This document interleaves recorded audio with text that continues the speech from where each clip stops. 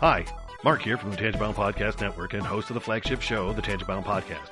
Did you know that we over at Tangent-Bound are always looking for amazing podcasts to promote? And did you also know that we are also proud nerds and geeks of everything from movies, music, gaming, TV shows, and comic books to wrestling, MMA, soccer, and football? Whatever you can nerd or geek out about, we've got it. And if you're interested, we can help you find it. And if you're a show looking for a place to call home, we've got you covered. Side effects may include upset stomach, dizziness, tumors, shakes, and in some rare cases, death from excessive laughter. Though to be fair, it's only sometimes. Other side effects may include diarrhea, gallstones, heart palpitations, and strong desire for cookies on the dark side. Talk to your doctor and visit TangentBoundNetwork.com and see if Tangent-Bound Network is right for you.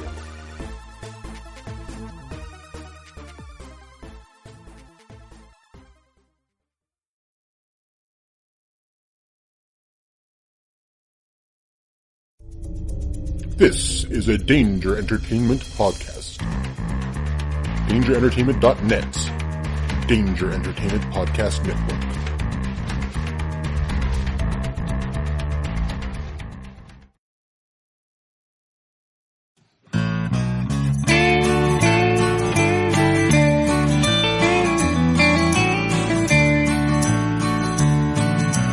Welcome to the podcast from Temperance Town.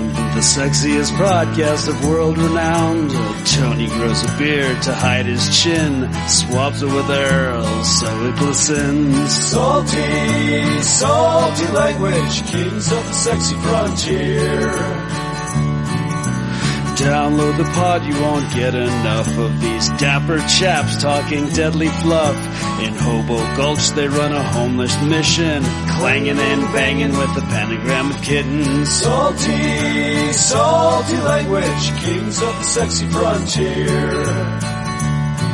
They enjoy their whiskey and local craft beer. By Odin's unkempt pubis we give a cheer. Tony's a raccoon when he's booziest. Don't be a savage, be an enthusiast. Salty, salty language, kings of the sexy frontier. On the frozen tundra they call it a lock. Tony likes to masturbate in a sock. Brian pisses rocks cause it feels so great. I still don't know who the fuck is Tate. Salty, salty language, kings of the sexy frontier. The boys will let you know when there's a spurler. Due to male pattern baldness, they don't wear curlers. Stay salty, people, that's their closing line. And don't forget, have a beer, you'll be fine. Salty, salty language, kings of the sexy frontier. Salty, salty language, kings of the sexy frontier.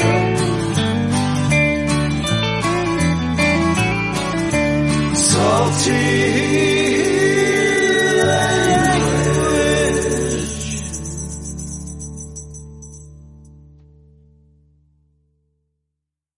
Hey enthusiasts, what's happening? This is Salty Language, episode 359. The sexiest podcast on the network. Yeah. It is. Back to recording in our usual time. Not that... Goddamn right. Yeah, I mean, people will notice, I guess, because it'll be put up when it was supposed to go up. You know, right. Not like 10 weeks later like the last one. But, what are you going to do? What are you going to do? Yep. I'm Brian. Nothing. You're going to continue to download the show, I'm Tony. Well, I hope they do. Yeah. I would sure hope so. I mean, if it was like, this thing gets posted 12 hours after it's supposed to, fuck these guys. Yeah, right? That'd be pretty petty. Yeah. Never mind when we've been delivering you weekly something rather for 359 weeks. Goddamn right. Sometimes twice a week. Yeah. Exactly. Dare I say twice a week. I think there was one or two times that we did. Because I know there was one episode of something I split into two. So, yeah, very well could be. That was way back in the days when we record almost a 3-hour podcast. Like, this is way too long, we better split it up. Now we just don't give them. Yeah, now it's like, whatever, dude, yeah. Yeah, like, they get a long one this week. Yeah. Well, you know, I always figure it's like, yeah, the only time to me that, like, the length of podcast makes a huge difference is the first time I listen to it. you know? Right. Because if I look and I see a podcast, like Rogan is a great example, you know, if I were to look at Joe Rogan and look at the length of all his podcasts, I'd be like, no, you know? Right. Unless it was like hardcore history where I go, oh, well, it's like sitting through a history lecture. It's not, you know, but after I listen, if it's a good podcast, I'm like, whatever, I don't care. I'll split it up across a couple days if I have to, you know? Yeah, it's kind of how I feel about it. Like, I agree. If I was like, oh, you need to listen to the, I don't know, Bob and Doug Power Hour. That's a good podcast. And I look at it, I'm like, this isn't a power hour, it's a power 4 hours. Probably not going to listen to it. Because they lied to you off the bat. Yeah, well, yeah, immediately they're liars, exactly. I can't trust them. Nope, you certainly can't. I can just see you sitting down writing a letter to them, you know? Right?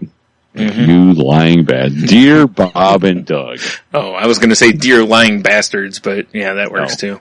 Either way. You can be more civil up front, I guess. Subject. You lying cunts. What? Little do you know that, like, their emails filtered through, like, their mom sits down and does all the emails, you know? Yeah, exactly. She clutches her pearls. God. Yeah. Yeah. Bob and Doug are actually 7-year-olds. Yeah. Yeah. That makes sense. Yeah. Much like we are. Yeah, for sure. We just wear these clever beards so people don't realize it. Now, okay, Brian. Let's take a trip in the Wayback Machine. Okay. Now, or better yet, let's pull our chilled child selves to the future. Oh boy. Okay? So we're going to open up a portal, we're going to go back in time, we're going to grab us, we're going to bring us to this time. Okay. Do you remember when we used to have ye old tape deck? Right? Yeah. And we would make radio shows on ye old tape deck. I do remember this. Yeah. So if we would be doing this exact same thing, although it would be way dumber. Oh, for sure. Yeah. Well, maybe. Yeah. I mean, same maturity level, though. Yeah. Yeah, I don't think we'd have the fancy mics and the soundboards and the, you know, all that. But we would be doing something very similar. Right. To what we're doing now. Yeah, those are definitely the Salty Language lost tapes. Oh, yes. Because they were actually on tape, and I'm sure neither of us has any of those left. I doubt. I don't think I have any cassette left. Yeah, the last time I had a box of cassettes, and I was like, right in the trash. Right. Like, no thank you. Because it wasn't like anything I couldn't get, you know? It's all stuff I would much rather have a digital version of. So, right. Yeah. I mean, if I could find them, I'd listen to them just to hear the embarrassment. But, you know. Oh, yeah, if we had them, I'd figure out a way to get them recorded and post them, you know, even if they're horrible. It'd be like us, you know, introducing, like, I don't know, what was the hot jams at the time, like Right Said Fred or something. There's no chance it was Right Said Fred. I hated that song from second one. So. All right, fine. I was introducing Right Said Fred. Okay, fair enough. That's accurate. Oh man. Yeah. But I get that we would be doing this. So that tells me that there's children out there with podcasts. Oh yeah, I'm sure. I mean, if nothing else, I mean, I know there's kids out there with YouTube channels, so. Oh yeah, for sure. My son's one of them. Yeah, and I was going to say, really kid, I guess he's a year away from being a man, but yeah, you know what I'm saying, right? He's had that for a little while though. That wasn't like he just got that. He's had that for a few years, I think. Oh, they've been doing it a while. Him and his buddies doing video game shit. I'm not going to promote them because I don't even know what the channel is. They're probably doing reviews of our podcast. How great would that be to find out later? Friends have listened. Nice.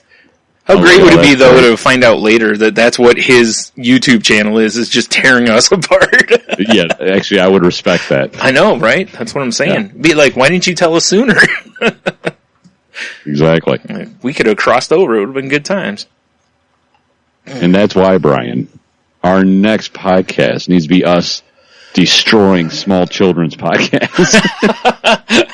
Wow, I got a little nervous when you got to destroying small children, you know? Yeah. I was going to say, no, that should be our YouTube channel, but... definitely. Yeah. Because, it's kind of like the Pneumatic Press channel. Yeah. What a terrible idea. Yeah, just with children. Mm-hmm, mm-hmm. Yeah, like I said, I if we could stand the sound of our own voices, I would love to go back and start a podcast of us listening to us. Well, Dev kind of does that. No. Dev Notes. I want it to be I know what you're saying. Us, though. That way, later we can go back and do it again and ripping on us. So we can just keep... sort of fucking weird time loop. Exactly. And it was at this moment I felt my bowels churn. So, any time during the podcast? Well, just, great old gravy leg or whatever the fuck we called that. Spastic colon surprise. Yeah, that's it. Yep. Yeah. For sure a mess. The case of the brown socks. I feel like it would be one of those, on Batman or Rocky and Bullwinkle, they would do the one title or, and then the other title.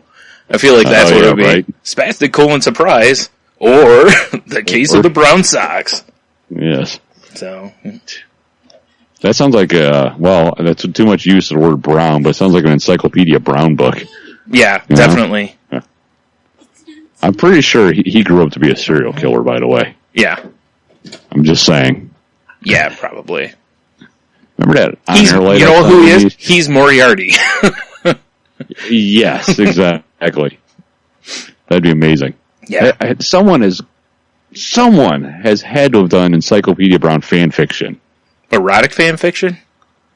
I imagine. He's an adult. But him as an adult, doing whatever he does. Mm. Sexily solving mysteries. Yeah. Probably. Who doesn't? God, now I gotta Google Encyclopedia Brown fan fiction. Oh boy. This just doesn't seem like a good rabbit hole. I'm just curious now. Because I used to read, when I was a small child, I read those books. I was never a big fan. I don't remember why I read them. I just did. Although at that age, before the internet ruined my attention span, I would just devour any book someone put in front. That's true. I generally would too. Mm-hmm. Yeah. Yeah. Or books I put in front of myself. Just going to the library and getting, stacks of books. So, okay, I found one thing. There's fanfiction.net, which I didn't know was a thing. Mm-hmm. And people apparently are just writing Encyclopedia Brown books. Okay. Bugs Meany is gonna walk. So, I don't know. Encyclopedia Brown takes them down. That one rhymes. That one sounds erotic. It does, really. Mm-hmm. Yeah, exactly. Mm-hmm. Interesting. Yeah. Well, there you go, Tony. Start writing Encyclopedia Brown books. Yeah, I think there needs to be a gritty Sin City type of reboot for Encyclopedia Brown. Totally. Yeah.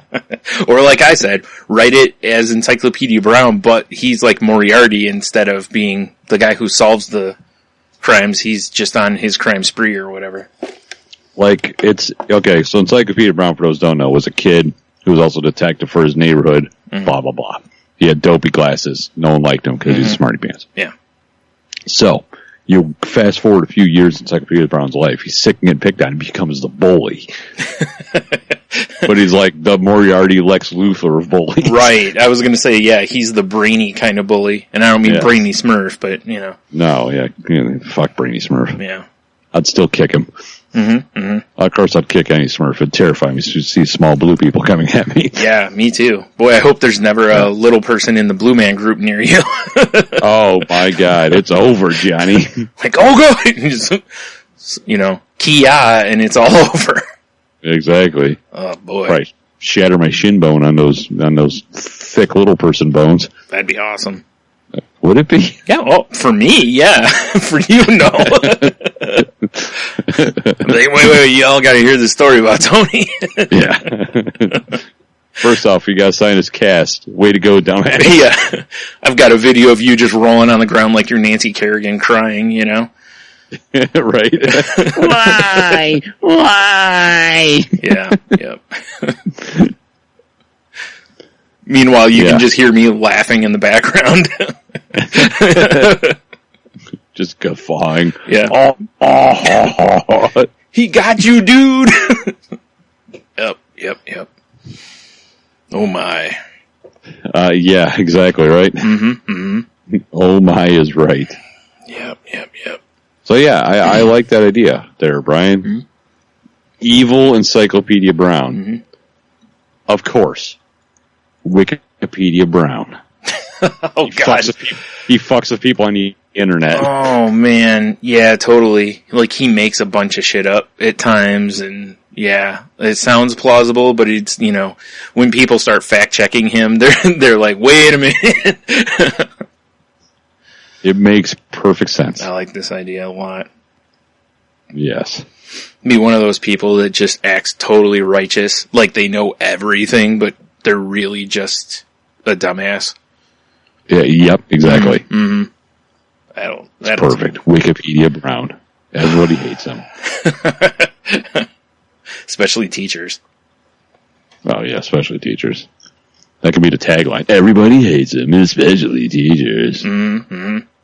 Nah, it's starting to get a little too Dennis the Menace-y. That's true. Yeah. Yeah.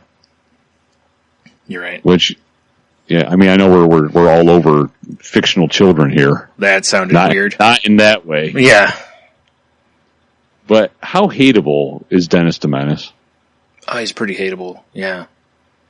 This is in the days where anybody could beat your child. Mm-hmm. How come Mr. Wilson didn't beat his ass? That's a good question. Probably because Mrs. Wilson stopped him. I guess. She's like, now George! She'd withhold that sweet Miss Wilson pussy. Yeah, buddy. Mm-hmm.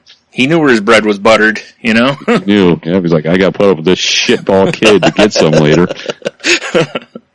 It's because, she always wanted kids and he refused to have kids, so now she's getting him back at him. Right, yeah, exactly. Oh boy. She's getting back at him because she's actually the top. Yeah. You know what I'm saying? Right. She's like, I told you when you were in Singapore not to get a vasectomy, and there it is, that's what happens. There you go. Meanwhile, Dennis the Menace comes over and just does whatever he wants. Does whatever, runs the circles, runs the gamuts. Mm-hmm.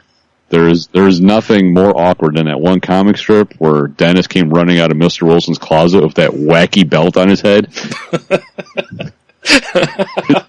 I'm a unicorn! Belt. Yep. This belt smells terrible. Mr. Wilson! Oh man, that's what Mrs. Wilson does, that it gets him randy, That's what right? Yikes. Boy, that took a turn, man. I didn't expect. Boy, did it. I did not expect you to go that. Well, yeah, I did. Oh my god. Come on, Brian. Yeah. Come on. Did you like Dennis the Menace when we were kids? Like the strip? No. I hated it. Me too. Like, fuck this kid. Do you know what it was? There was a bunch of comic strips that when we were kids, I remember reading them going, these feel like they're old. Yes. Like these feel like they're written by people who are no longer in touch with what us cool youths are thinking. Exactly. Like, I want my rad neon sunglasses. Yeah. Yep. Yeah. Meanwhile, Calvin and Hobbes came out and just blew our minds, along with the Far Side. I would still read Calvin and Hobbes. Oh, I would too. And the Far Side. Yeah, I would read both of them if they're still... Yes. Well, maybe. We don't know what kind of quality they'd be at. Because I don't know if Gary Larson's still alive, first of all. Well, I mean the ones that I would not reread okay, you hand me a Dennis the Menace book. Yeah. I'll probably beat you with it. You hand me a Calvin and Hobbes book, like, oh, thanks, that's awesome. All right, if anyone meets us, I want you to test this theory. Hand Tony a Dennis the Menace book and see what happens. Yeah, exactly. Shit gets real. That'd be weird as hell. Yeah. Like, oh, hey, Tony, here you go. Happy birthday. Like, oh, thanks for getting me the hardcover.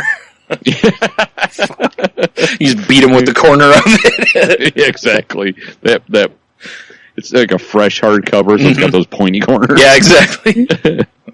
Shit. Like, damn. Like, wow, how'd you know I wanted to beat your ass for my birthday? It's a birthday miracle. Yep.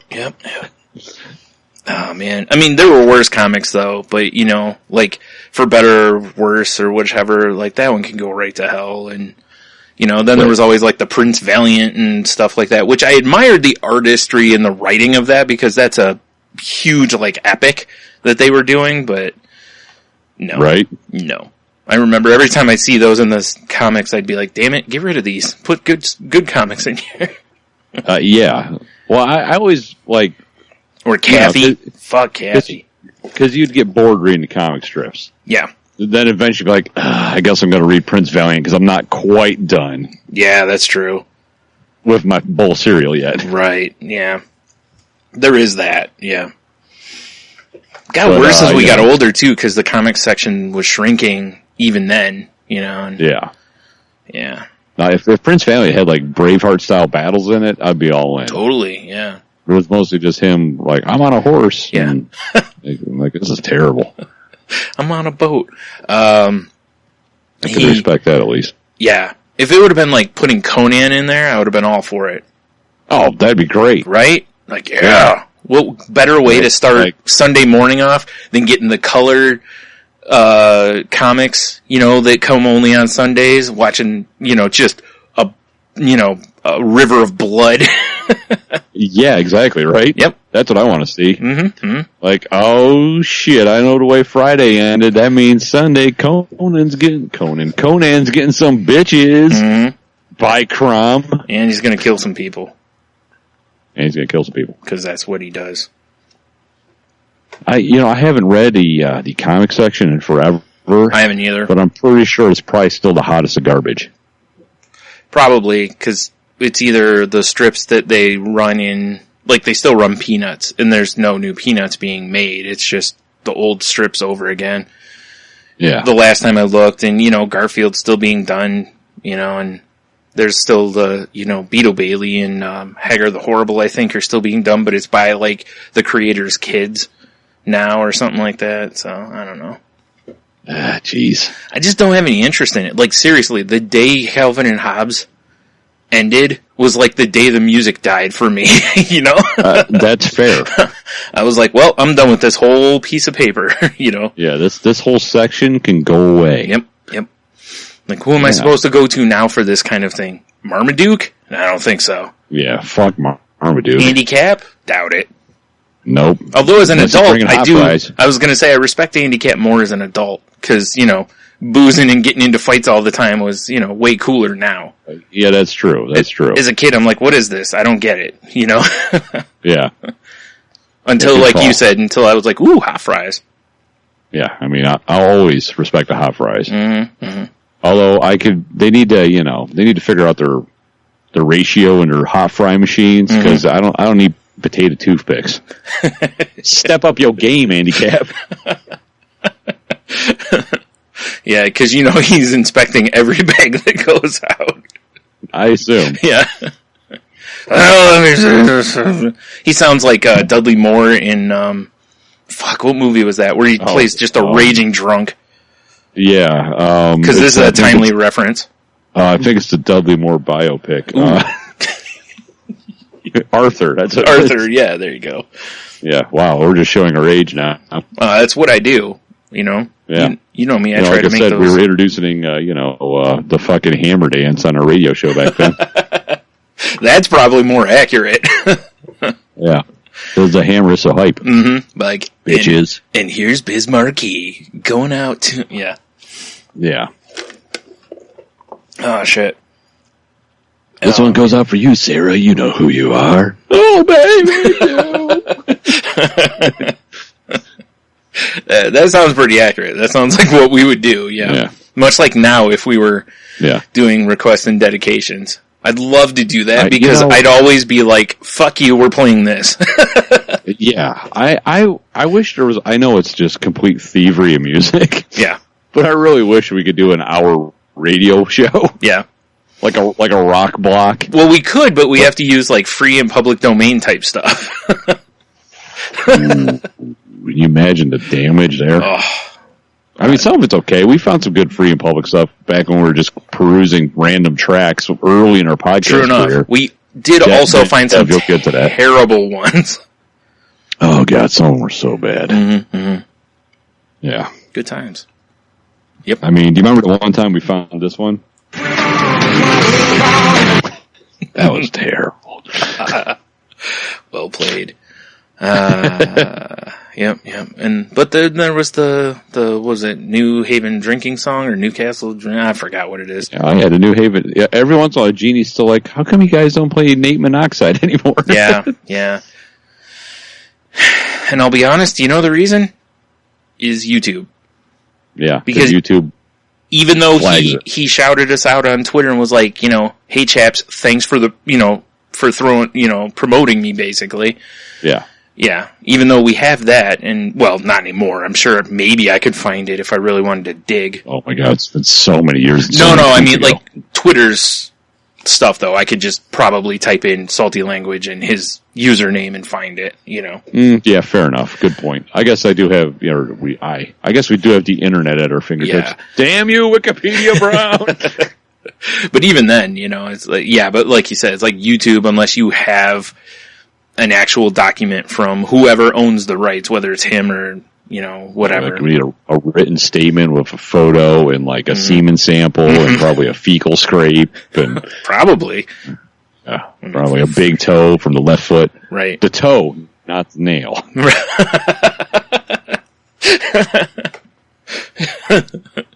Like, what am I supposed to do with situation. This? Yeah.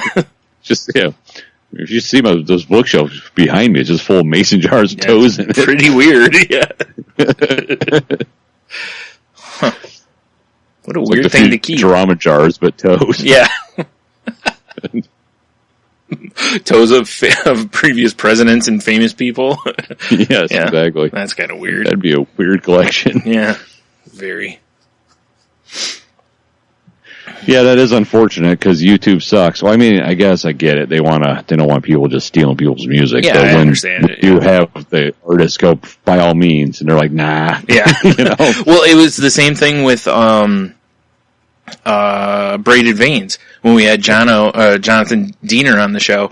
On the podcast, we were kind of like, hey, can we play something? And he was like, yeah, have at it. And then he sent me the song he wanted us to play, and it's like, but again, when I was going through fixing the copyright stuffs on YouTube, that popped up as one that, we can't use. So I was like, really? That one, honestly, I probably could get the paperwork.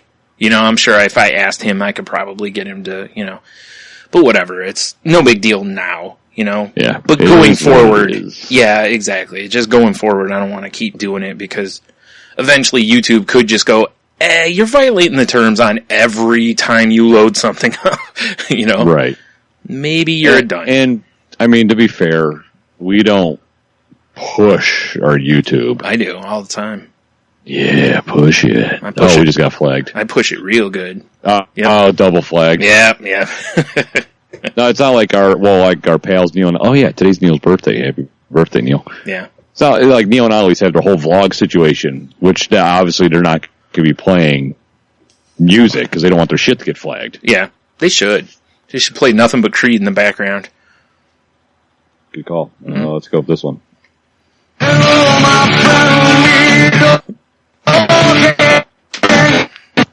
Oof. Right? Yeah. Yep. That's what we do because when we eventually guest on their show like we're supposed to be doing because the schedule's been so wonky, we'll just keep making music drops. Well, on the upside for like somebody is that like, YouTube actually has a really great tool to where if they're like, hey, you have all of this that violates whatever, you can basically, most of the time they either give you the option of you have to let them put like a commercial into your episode and then any monies from it don't go to you, Yeah. Or you have to have it removed. Well, if it's one that has to be removed, they have a tool basically right there. You just click and it basically, I think, blanks out, just makes it silent for that part of the show. So I love the fact that they're like, hey, we'll give you the integrity of your episode, but we get the money. Well, I think the money goes to, it's probably shared between YouTube and whoever owns the rights to the music. Right. You know, so, or maybe not, maybe YouTube, you know, John YouTube just puts it all in his pocket. Goddamn John YouTube. He just tucks it in the front of his pants and just kind of gyrates around. Right. Yeah. You know, as one does. Son of a bitch. Yeah. While smoking a cigar made of $100 bills. Hundreds. Yeah. Yeah, $100 bills and children's souls. Sure. Yeah, if something. Because that's what he does. Mm-hmm. Mm-hmm. Damn John YouTube. Dude, so I was in McDonald's today. And McDonald's, yeah. And first of all, I sent you a picture of a guy that I think I talked about him on the podcast before when I was at the dentist office, and the guy smelled like he was around when BO was invented and still hasn't taken a shower, you know? Right. And oh my God, it was awful. And today I walk into McDonald's and there he stands, and I'm like, oh, I gotta get a picture of him. And there's no one behind me, which is cool, cause, you know, I don't like trying to take a picture of someone when there's someone behind me to where they can be like, yo, why are you being a creep? You know? Yeah. Like, what the fuck you doing, son? Yeah. So I angle my phone, you know, like I'm taking a selfie or something, and, you know, took a nice picture of him. Wasn't as good as I wanted to, because he had a weird hat that I wanted to really get in there for you, but I couldn't, so. But he didn't really... Go ahead. He looks like he stinks. Yeah, he does. Like, the picture you sent me, I'm like, I could... Yeah. Yeah. He still stunk, but it wasn't anywhere near as bad. And the only thing I can think of was he had been outside riding his bike, so maybe he kind of aired out a little bit. Fair enough. You know, maybe. But yeah, I was like, whoo, like when I saw him, I'm like, oh man, cause I was like, I'm gonna have to stand right behind this guy, you know? Yeah. But I didn't. Actually, he had already ordered, so, and by the time I got my order done, him and whoever was with him were gone, but, was he there with a lady friend? No, he was with I was gonna say, wow. Nah, he was there with some dude that I've seen before, but I can't figure out where. So probably the video store. There's a good chance, that's right? Usually where it's from, yeah. Yeah. Like, I remember. Oh yeah, I remember for sure. You remember? Yeah, we all remember. There was this girl working at McDonald's that the only thing I can think of is that she's new. For her sake, I hope that it's because she's new and just not this awful at her job. But the manager told her to go over to, cause they were getting busy, and that sounded funny. Like getting busy? Like in a Burger King bathroom? No, not like that. The restaurant was getting, you know, lots of folk in there. So she was like, whatever your name is, go work the, ice cream / coffee gimmick, you know? And she goes over, and the first person up in line orders, like, I don't know, 12 bags of food, and, you know, she's like, oh, and an ice cream, or a McFlurry. So, the girl makes the McFlurry, and now at McDonald's, they've got, well, the McFlurries have always had these, but they have, like, a clear dome that snaps on top. You know? Like, I don't know if you've seen them. If not, they're just like the ones that, like, what were they called? Slurpees used to have on them, kind of thing. Like if you were shrunk down like Ant-Man, you could turn that into a biodome roof. Well, except it's got a giant hole in the middle, but yeah. Well, okay. Yeah. You could turn it into an observatory. Right. So, I'm watching her, and she pushes down on this, and she had put so much ice cream or whatever in there. Well, sorry, it's not ice cream, but whatever. It's the McFlurry. Yeah, frozen treat. Frozen treat, yeah. She pushes down, and the stuff just pushes out of the top, like if you were like making Play-Doh, pushing Play-Doh through one of the factory things. Did she just go, catch it with her face? She should have, but no. But, dude, she's a dirty one. So it's all over the top of this thing, right? And she just slides it across the counter to the woman, and the woman looks at it. Hilarious. Yeah, the woman looks at it and goes, can you wipe that off? And the girl was like, I just figured you'd lick it off the top. So, but you know what would be really funny is if someone took all that stuff I just said about McDonald's and cut that up, I bet you can make an erotic conversation out of that. I think so. Yeah. So I'm like, okay, whatever. Well, the next person had 2 coffees, and she's like, "Do you want whipped cream?" or whatever it's called. It's probably not actually whipped cream, but yeah. It's like whipped oil. Mm-hmm. And like clown filler. Ooh, delicious. Because it's trademarked, I'm sure, clown filler. Probably, yeah. Clown filler. Yeah. So she makes the 2 coffees and she, hits it with it was whipped cream. I was just screwing around, but, hits it with the whipped cream, but puts this huge mound of it on there. And I'm looking at it going, there's no way that lid is going to go on there. So of course she puts the lid on there and it looked like it was a volcano erupting of just whipped cream popping, just poofing straight up. And I'm just shaking my head because I'm like, how did you not learn from the McFlurry? So she is not a drink scientist. No, because I'm like, there's a fill line, I'm sure, on the cups, because there usually is. Don't put stuff above this light. Well, she did it again with, I think it was a shake this last time. And it's same thing. And I'm like, I almost wanted to get the manager's attention and be like, hey, she's doubling, your loss today because of the amount of product she's just wiping off and throwing away. It's like, he just comes over with a coffee mug of hot grease and throws it on her. Yeah, pretty much. So I said, what you get, Becky? Man, the thing is, I'm standing there going, I bet she was put over there because they thought she could handle it. And, clearly not. No, not at all. Yeah. And, clearly she sucks. Yeah, I was like, that's why I said, I was like, for her sake, I hope she's new. Cause if she's been working there a while and doing it that way, holy jeebus. It's like, yeah, time for her to go back to clown college, Well, sorry, Hamburger University. Yeah. I still can't believe that's a thing. I know.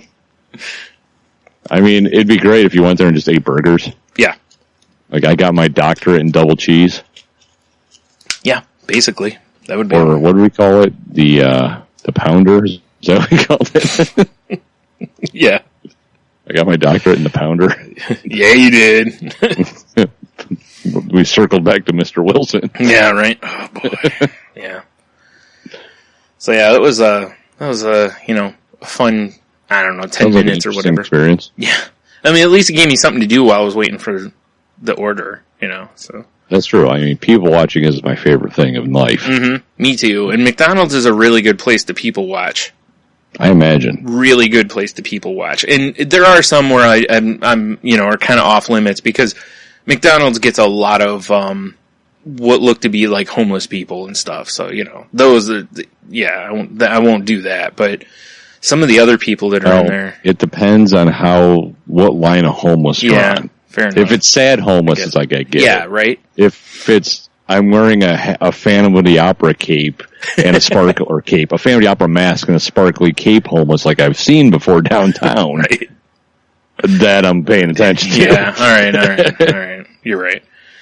I saw a guy today that he was either just having a conversation with himself,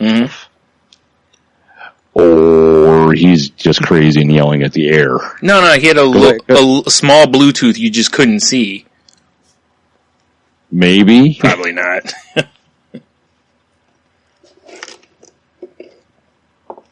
Yeah, I don't know. Yeah.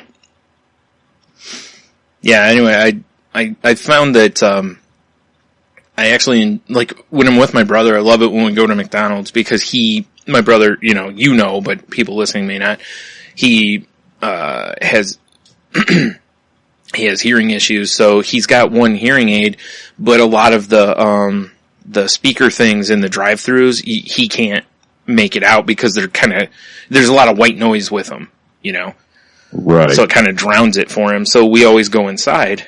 And yeah, today I got to stand around and watch that. But, and the last part of this was, so I go over and I 2, large drinks because I almost always get a Coke when I go to McDonald's.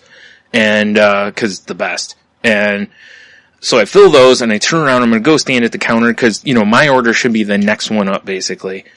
And, right.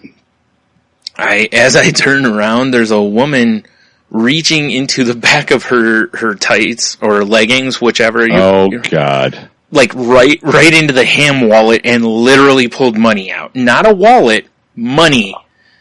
And dude, and she was in there, like she wasn't like, between the leggings and underpants. We're talking like, I saw her ass crack. That's how far she was digging in that thing. Oh my God, that's so vile. And the woman working there had her back turned at the time, and then part of me wanted to go up and be like, don't touch that money, cause ew. But, yeah. I'm sorry, man, McDonald's doesn't accept Charmin bucks. Oh, Charmin bucks. Nice. Oh man, I was like, gross. So gross.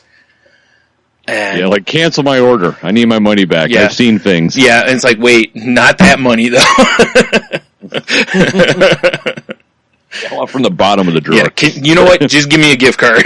yeah. I'll for sure take a gift card. Yeah.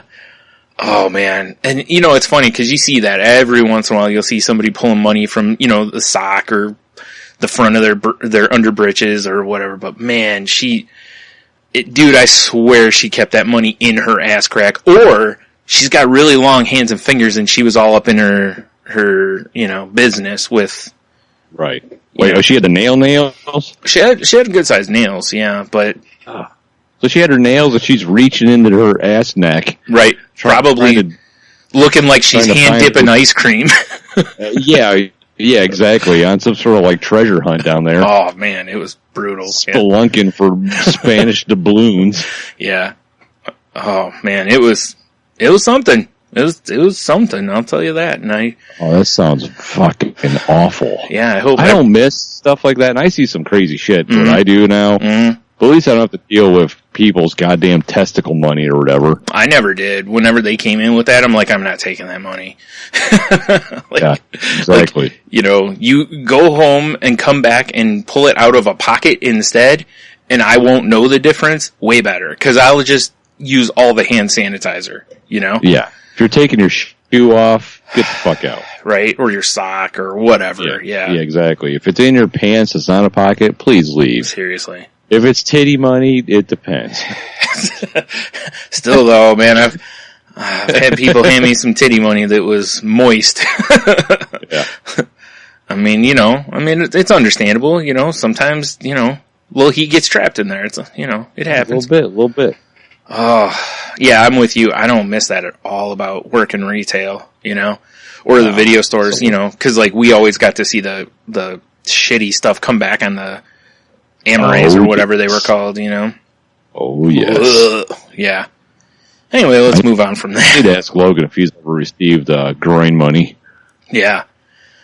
Yeah. He's had to have, right? I mean, if you work a cash register, you probably have dealt with it. And he's working a cash register at a truck stop, basically. Right. A truck stop Burger King. Yes. Yeah. Which is pretty awesome. So, yeah. Yeah. I mean, he was telling me today, he's like, I can't believe I got off early, Dad. I'm like, why? He's like, because about an hour ago, a literal giant truck showed up. It had 50 Latino people in it that came in, followed by a bus that was entirely full of old folks. He's like, the line stretched from our counter into the convenience store next door. Oh my, wow. Yeah, I'm surprised he got to leave early too. Well, it was done by then. Oh, okay. He's like, we made over $300 in 30 minutes, which is pretty crazy for fast food, I guess. Yeah, right? Because I looked at him, I'm like, is that a lot? Mm-hmm. Oh, yeah. I've never worked fast food. I don't know. Wonder if it was on the double quarter pound King or whatever that was called.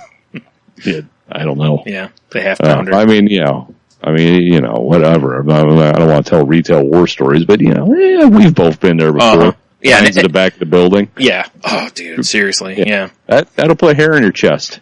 It does. It does. Yeah. Exactly. Yeah. Well, at least you want to learn how to be a man, you work retail at Christmas time. Oh, fucking, you ain't kidding. I worked Best Buy at Christmas time one time. Oh. Yeah. What a nightmare. Yeah. The video stores weren't as bad at Christmas because, we sell movies, but we don't, that's all we sell, pretty much. I was thinking more Christmas Break. Oh, that was brutal. Yeah, you're right. Yeah. Mm-hmm. Oh, the kids are out of school. We can't possibly entertain them any other way. And even that didn't bother me much until you got to like Sunday night, when all the movies came back. Yeah, exactly. Oh man. Anyway, yeah, you're right. We should move on from our retail bullshits. Oh man. Actually, I have another story from a store. Shit, what you got? Well, I guess technically I have a few, but so a couple days ago I'm at Kroger, picking up prescription, and while I'm waiting, I go over to I'm looking at the supplement aisle, and while I'm looking at them, I crouch down because I'm looking at different brands, kind of comparing prices and what have you. I thought you would crouch down just because Ninja. Also that, yeah. So I crouch down and I'm looking, and next thing you know, someone just runs right into me, and I got my hand down in time to catch myself. I didn't dump on the ground, but and I look, and it's this 700-year-old lady, and she so naturally, Mortal Kombat uppercut her. Right, yeah. You were crouched. Yeah. So I kind of stand up, and she apologized. She's like, "Oh, I'm sorry." I'm like, "No worries." Whatever. I get up and I move because she's pretty much just going where she wants to, and I'm thinking I'll move a few feet down because there's other ones to look at there, and I'll just stay out of her way, essentially. Right. So I move probably, I don't know, about 4 or 5 feet down from her, and next thing you know, right into me again. Oh my! Can you imagine what her car looks like? Right. Well, her daughter was with her, so hopefully she wasn't driving. Well, when she ran into me, is this the part where Brian beats the fuck out of Martha Washington in the middle of a raid? It is. No. Her daughter, kind of looks at me and mouths like, "I'm so sorry," and I just wave her off because it's, I understand it's not a big deal, It is kind of like, how do you not see me? I'm not a small dude, but whatever, right. And then I saw her, when I looked at her, when she was looking at these supplements, dude, she had them, so close to her face, and I was like, oh, that's why she didn't see me. She can't see anything. See, kids? Remember what your parents said about sitting that close to the TV? Mm-hmm. There you go. But lies. Yeah, it is. So she goes over, or her daughter goes over and gets the pharmacist and comes back over, and the pharmacist, she's like, well, what can I help you find? And the girl, or the woman is like, I need some, I want a vitamin D supplement, And no, this isn't the part where Brian dicks down an old lady. I got you. Yeah. Zip. No, so the pharmacist goes, well, there's, pretty much pick a brand. Every brand of vitamins and supplements has a vitamin D one. Was the old lady asking for Yes. vitamin D, or the younger one? The old lady. Okay, was the younger one mouthing, do you have something to put her down? No. Well, at least not to me. Maybe to, I don't know. So the pharmacist, points out a few, and then the woman goes, she's like, my doctor has me on vitamin D, but I feel like I should take more, or something to that effect. And the pharmacist's eyes just get wide, and she's like, if you're already on this, you need to talk to your doctor before you take more, Because for some people... Brian. What? Is the old lady, he goes, hey, I need to prescribe you vitamin D, and he flops his dick out. Right. But she's so blind, she has no clue. It could be. She's like, wow, these pills have gotten big. Yeah. I can't quite get this one down. Keep working on it. So, I don't know for most people, I don't know if, I'm sure there's a too much line for vitamin D, Probably. For me, there is, because I am on a vitamin D, I have a prescription for it, and my doctor said he can't, or doesn't feel comfortable putting me on any more, because of me also being on an antidepressant. Apparently, it can cause like a serotonin overdose, which is no bueno. So, you know, it's like, if this woman's on some medicine that kind of was in that family, you know, she could essentially have killed herself by doing this. Right. Although maybe that's what she was looking for. I don't know. But, well, see, that makes me curious now, right? Because I also take a vitamin D supplement, but this time of year, I get a lot of sunshine. Mm-hmm. So what do I do? Yeah, well, that's the thing with me is I don't. So even with this supplement, my doctor's like, wow, your vitamin D level is still really low. Fair enough. Yeah, so even through the winter, he was like, even sitting by the window will get you, you know, like, it was to that level to where he was kind of like, do anything you can, you know. Right. Yeah, though, I was just, like, when I heard that, I was kind of like, whoa, because, you know, like I said, had her daughter not gone and got the pharmacist, she might have bought some supplement and gone home and started taking it, and, you know, that could have been bad news. The moral of the story, her daughter fucked up.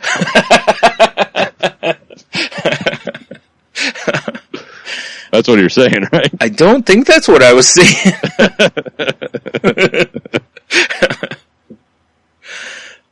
Shit. So, you got anything from the week? I have some more stuff, but I figure maybe we should back and forth a little bit. I'm dominating in the podcast this time. No, you're fine. You're fine. Well, last weekend, my lovely cousin got married. Yeah. It was a nice little situation. It was at my aunt's cottage. Mm-hmm. The problem was where the cottage was, it apparently fucking poured. Nice. And it was an outdoor wedding. Cool. They had a tent and all. Right. But it didn't matter because the tent was like downgrade from the house. Uh-huh. Oh. The yard is just flooded. So it was like trying to get married in a waterfall? Yeah, it was like everywhere you walk is like squish, squish, squish. Water's coming up. People are like, little kids are eating it on the dance floor where they put out. That's pretty awesome, yeah. Because it's just covered in water. Yeah. I mean, wow. The whole thing, it was actually, you know, we had a lot of fun. It was a good ceremony and all that good stuff. Uh-huh. And it started raining again. That was about the time we left. Right.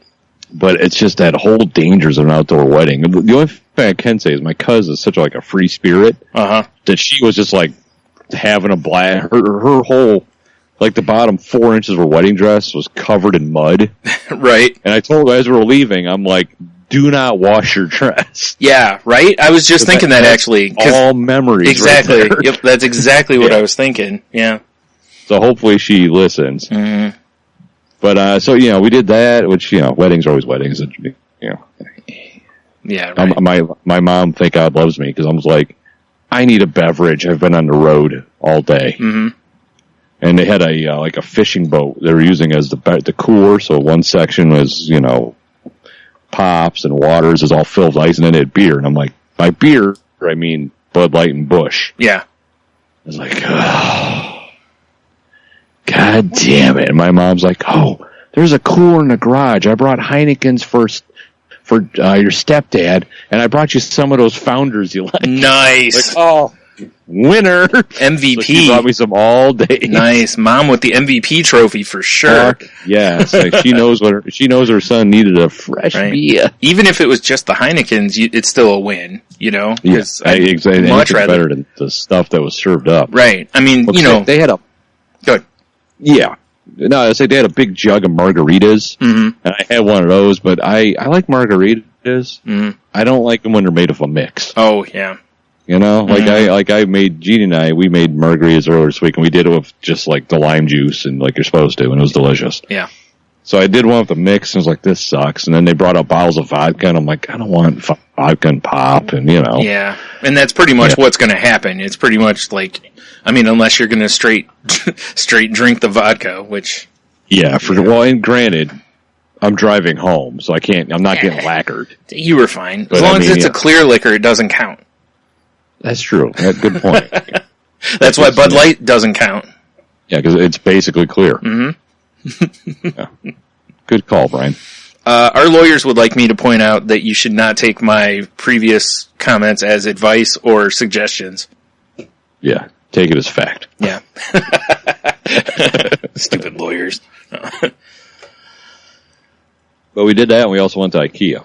Yeah. You teased that on our last episode. I did. Mm-hmm. Mm-hmm.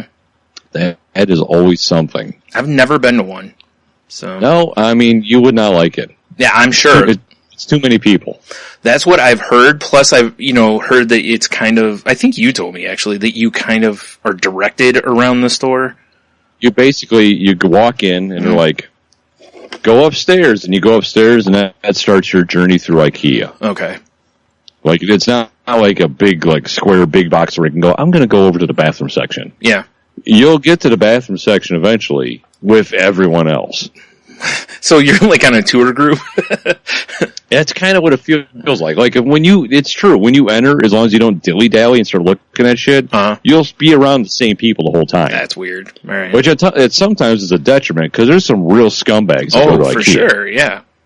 I could see where it could be beneficial, though, sometimes, if you get the right crowd, Oh, yeah, for sure, yeah. Yeah. I mean, there's definitely some good people watching to be had, too. But, and, I know people shit on IKEA. I mean, I'm not going to, our couch out in the living rooms from them. And you know what, though? Realistically, it's like IKEA and, like, Vizio TVs and all those kind of things, in my head, are very similar to how we've talked about different levels of beer, Yes. There's a time and a place for every bit of it, Like, if you can afford custom-made furniture, yeah, that's probably the best way to go. But most of us can't, so... Like, we're trying to, like, redo our bathrooms or buying stuff for it. Mm-hmm. And, we bought a sink, like, because, we've seen our bathrooms are fucking tiny. We live in an old farmhouse. Yeah. And IKEA gears stuff towards tiny houses and small living spaces. Yeah. So it makes sense to go there. Because, like, our sink in our downstairs bathroom, that's where we bought it, was IKEA. Right. And that's awesome in there. Yeah. Yeah, it fits really well in there. Yeah. Yeah, it takes up no room. It's great. Which is good, because there's already no room. So yes. I don't remember the sink that used to be in there. Yeah. It was enormous. Yeah, I don't know how anyone ever used that bathroom with that sink. Dude, I don't know if I ever told you a story when I took that sink off the wall. Mm-hmm.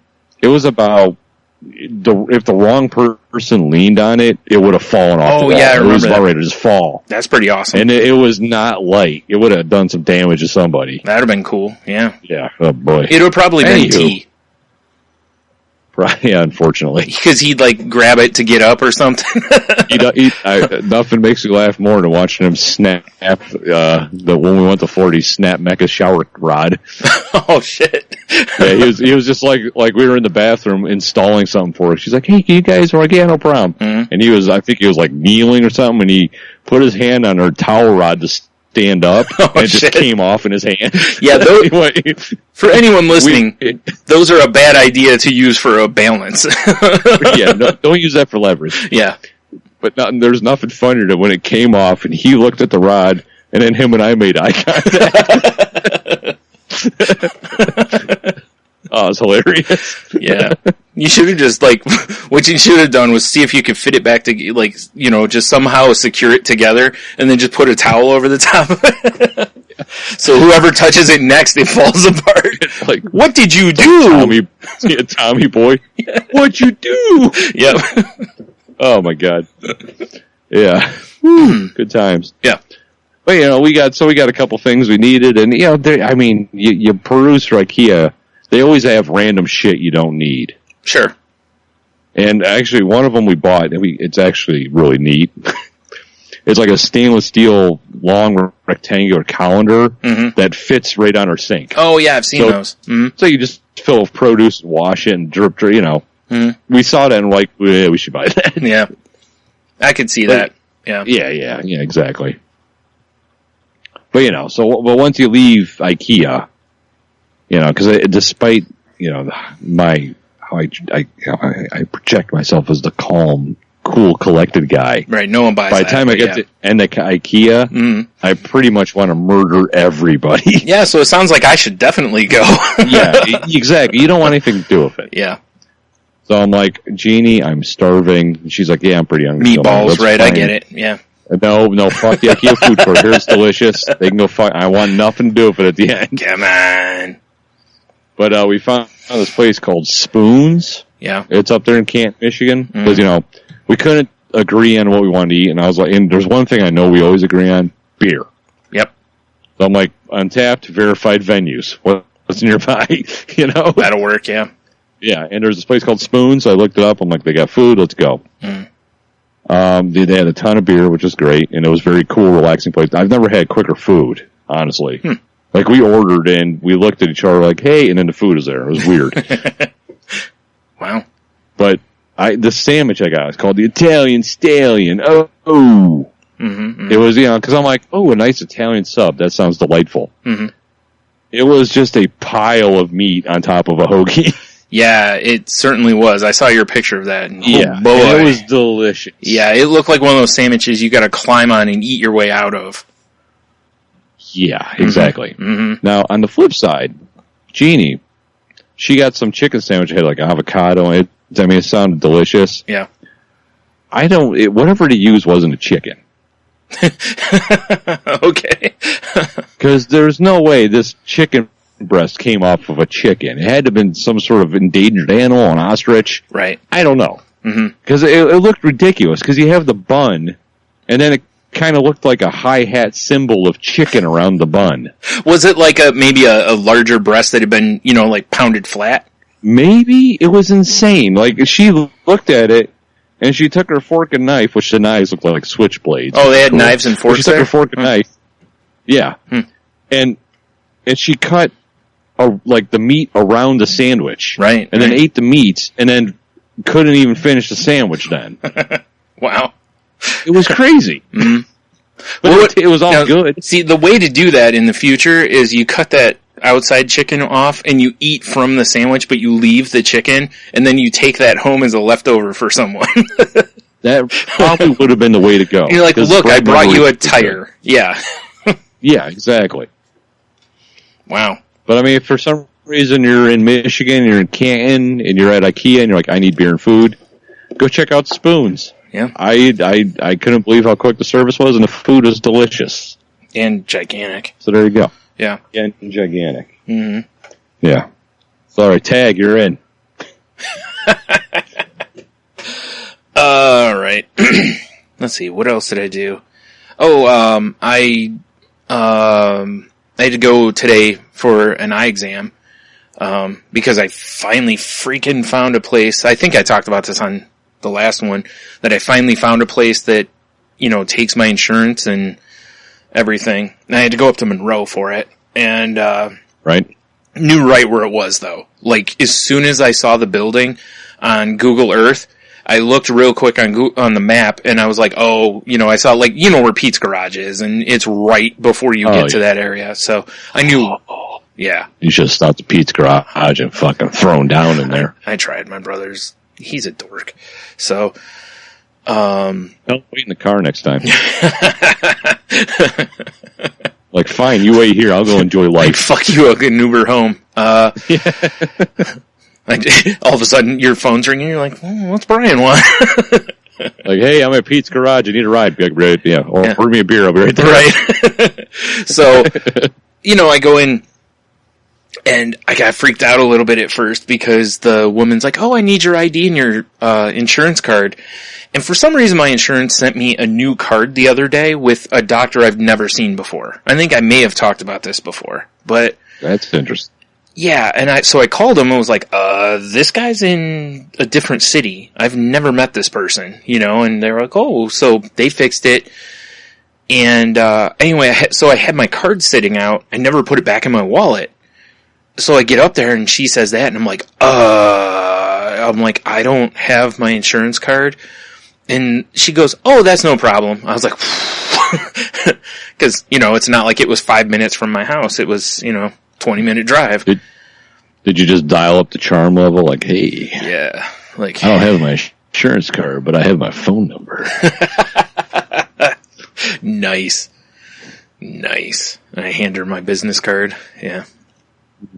How about you and me go to Pete's later? Nice. By later, I mean now. Yeah. I'm really hungry. Starving. Oh, by the way, you're buying. Yeah. Like what? I didn't bring any money either. So, I get, I'm sit down and wait. And, I don't know what, you know what a dental hygienist is, obviously. I don't know what they're called at a optometrist's office. An ocular janitor. Okay, so the ocular janitor comes over, and it's weird. She was wearing like a tracksuit, but it was like scrub material and super tight. Oh, well, okay. Yeah. Where's this eye doctor? Let me take a look. That was just weird because at first I was like, she wearing scrubs? And then I was like, no, yes. Like trying to figure it out. Is that body paint like scrubs? They were pretty tight, yeah. So yeah, she, takes me into the other room and, gives me an exam and, then she looks at my eye. No. She goes through the whole, 1 or 2, that bullshit. And can you read these different things? And, I was like, so she leaves, the doctor comes in, and after she looks at my glasses and then has me, looks at the numbers that basically of the lines that I read and whatnot, she has me do a couple more.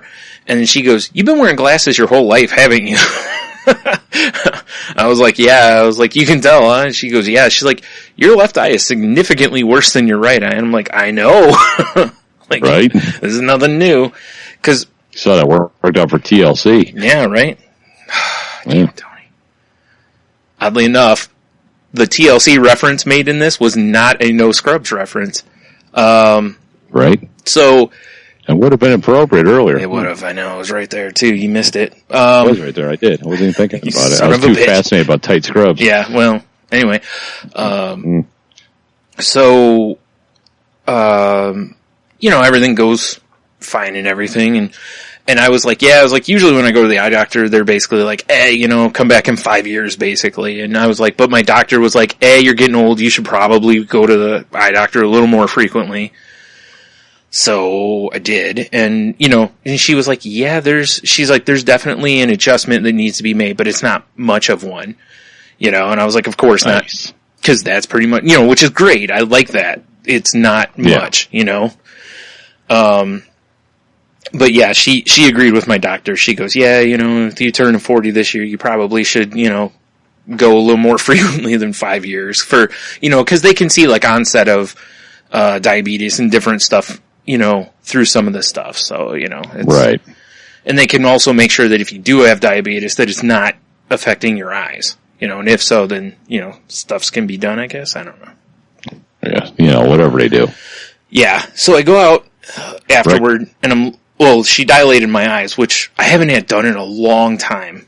I've had them done Always a good time. A ton in my life because, again, I've wore glasses since I was 4, Yeah. And, she's like, plus you're always high. right. She's like, have you had your eyes dilated before? And I'm like, oh yeah, and fuck, dude. Like, it was funny because she put the stuff in and then she left, like the optical janitor left. And, and I'm sitting there, I'm looking at my phone, I'm texting, and next thing you know, I'm like, I can't read what the fuck I'm texting anymore. Like, well, guess the phone goes in the pocket now because, you don't want to fire off the wrong text or to the wrong person. What's funny is, not the last time, but the previous that I got my eyes dilated, they're like, you're going to need these sunglasses, blah, blah. And I'm like, nah. Oh, dude. I'm always staring at the sun like an idiot, and I was fine. And Jeannie's like, how can you be fine? Yeah. Because her eyes are super sensitive. Right. The last time I got my eyes dilated, I'm like, same thing. I'm like, I'll take your stupid cardboard glasses just in case. Right. I walked outside, I felt like Vin Diesel in Pitch Black. Oh, for sure. For sure. I was like, oh God, I need goggles. Yeah, right? Well, it's like, after I got done, I go out and, she's like, oh, this woman over here will be with you in a minute to, tell you what frames your insurance will pay for and all this. And I'm like, and I already knew because I've had insurance similar to this in the past, and I know what they'll pay for is basically bare minimum. So I looked at the ones that, like, they had a little sign at the bottom that says frugal fashionistas, or for frugal fashionistas, basically saying cheap. Yeah. So I only looked at that section. Well, I ended up looking all around, and it sucks because the frames I liked the best were like Oakley ones. that I thought were really cool. Tried them on and dug them, but I was like, there's no way. And I'm not paying the difference because it's going to be ridiculous. You know? I'm just saying, you should get your prescription on paper so you know what it is, and go to like Zenny or any of those other online. Stop it! They're not sponsoring the show. Quit giving them free advertisement, dude. But that's where my spectacles are from. Yeah, these cost you like $50. The problem is I don't know. Like since the insurance I have is through the state, there's a lot of places that don't take it. So well, yeah, but I'm just saying. Yeah. Well, you never know. Yeah. Well, I found this other pair that I really liked actually in the cheap section. So I was like, okay, well, I put them on and, and stuff. And I was like, cool, I'll go with these. And, she goes, okay, just so you know, your insurance sucks. So they're not going to give you, she's like, you don't get anti-glare. And I'm like, well, fuck that. I'm like, how much out of pocket? Because I need anti-glare. I stare at a computer or my phone a lot, Yeah. So, yeah, and here's the better and more fun one.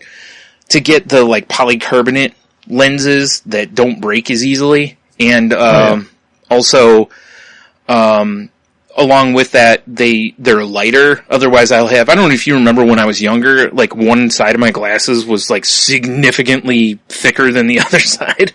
Yeah. Right. And it makes your eye look huge, so it sucks. And, anyway, she was like, yeah, they don't pay for that either. And I'm like, oh, come on. And it's like, basically I'm going to have to end up paying for half these glasses essentially, so, which is true because it's like, I can't skip the anti-glare. That's just stupid. That's for my own eye health. I've got that, So, right. Yeah. But anyway, I'm going to go back to the center. You should go in and just plug in your metrics, see how much it costs. Yeah. Yeah, because you might be paying as much through your insurance that you're paying for almost the same thing. It wouldn't surprise me, honestly. Yeah. Because it's, it's a kick in the dick. Yeah. Yeah, exactly. Mm-hmm. Old groin kick. Oh, yeah. Luckily, it's one of the few times I have the money, so at least there's that. At least it's not like, well, I guess I'm not getting the anti-glare, and I better not drop them. Yeah, right, exactly. So, yeah. But, that was a good time. But yeah, like you, I'm about to leave and then I'm like, do you guys still give the, big stupid glasses for, go after dilation to go outside? Yeah. And she goes, oh yeah, and they hand me these little plastic ones that are fucking, like, they slide behind your glasses basically. They're horrible. Yeah, and I'm like, what the fuck? And I look at this and she goes, oh, they just slide by. Well, first of all, they don't just slide behind. Well, they do, but I had to take them off, slide them in there. And even then, it's like, they don't hook on anything, cause, like, I was like, oh, I thought, cause they have the little, like, looks like hooks on the side, and I'm thinking you put those over the top of the frame, so they stay in place. No, not so much. You're supposed to embed them into your tear ducts. Pretty much, yeah. So I put these things on, but man, am I glad I did, because when I walked outside, even with those on, I was like, I basically just started smoking, Yeah, exactly. You're like a brand new vampire. Yeah. I mean, I literally did cringe from the light. I was secretly hoping that, when they're dilated my eyes, when they gave me the stupid cardboard ones, I was kind of hoping to give me the big dopey plastic ones that they used to give you. Yeah, that's what I wanted. I'd probably still have them on like one of my shelves in here or something, so I could put them on when we're recording. Yeah, well, that's why I asked her. I was like, "You don't give away the big stupid ones anymore, huh?" And honestly, though, those had I don't know if you remember, like they kind of wrapped around and kept the sun out from the side. They had like the side guards and all that. These don't do that. So I'm walking around with like, my hands, I had a hat on, but I've got my hands next to the hat trying to keep light from coming in on the sides. It was, they're not good anymore. No, those suck. So anyone listening, if you're going to the eye doctor and you got to have your eyes dilated, take sunglasses with you. Yeah. Cause I don't know why I didn't think about that. Cause I knew I was going to have to get my eyes dilated, So, right. Whatever. Yeah, that was a good time though. Good, clean fun. Yeah. Yeah. It it sucked because, you gotta wait until they wear off. Like, I couldn't read my phone at all. Right. Like, I could tell if I was in the right app. That was about all I could do. Like, I sent out a Snapchat of me with those dopey glasses on, and I don't know if I typed in, like, what I typed on it was appropriate or not. I didn't go back and look. So, yeah. Alright. Well, you gotta love the dopey free shades. Yeah. I really wish they would have had the old ones. I actually prefer those a lot, even though you look like a dork, Yeah, I know. I'd rock them proud. Oh, for sure. Yeah. Yeah. I mean, many moons ago when we went on vacation, I was like, this is before I had contacts. I was like, fuck, I don't have prescription sunglasses. We're in the tropics. I can't see shit. Yeah. I need something. Mm-hmm. And I was in a Rite Aid, and they had these sunglasses that would go over your glasses. Nice, yeah. And I found the coolest pair I could find, and I'm like... For those listening, Tony just air quoted coolest. Yeah, exactly. And I was like, and they work because I like to be able to see, mm-hmm. as well as see without, you know what I'm saying? Not have the brightness. Mm-hmm.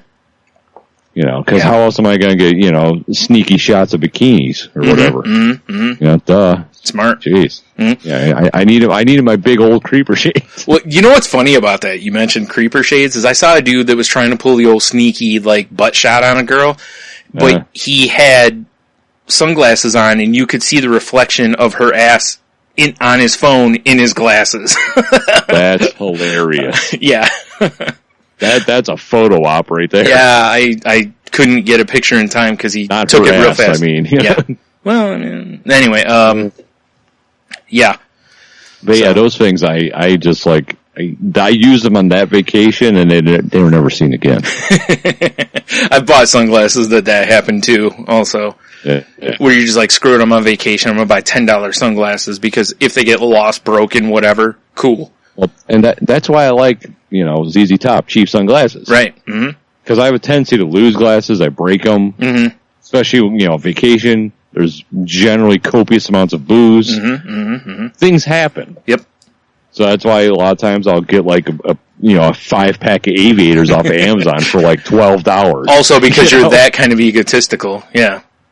Oh yeah, It's true. I do like the aviators. I haven't had a pair in a while. Sometimes you gotta wear the 2 pairs of I've been rocking lately, and I wear them all the time at work. Yeah. Are Ezra Brooks one. It's I got them from Whiskey Fest. Oh yeah, that's right.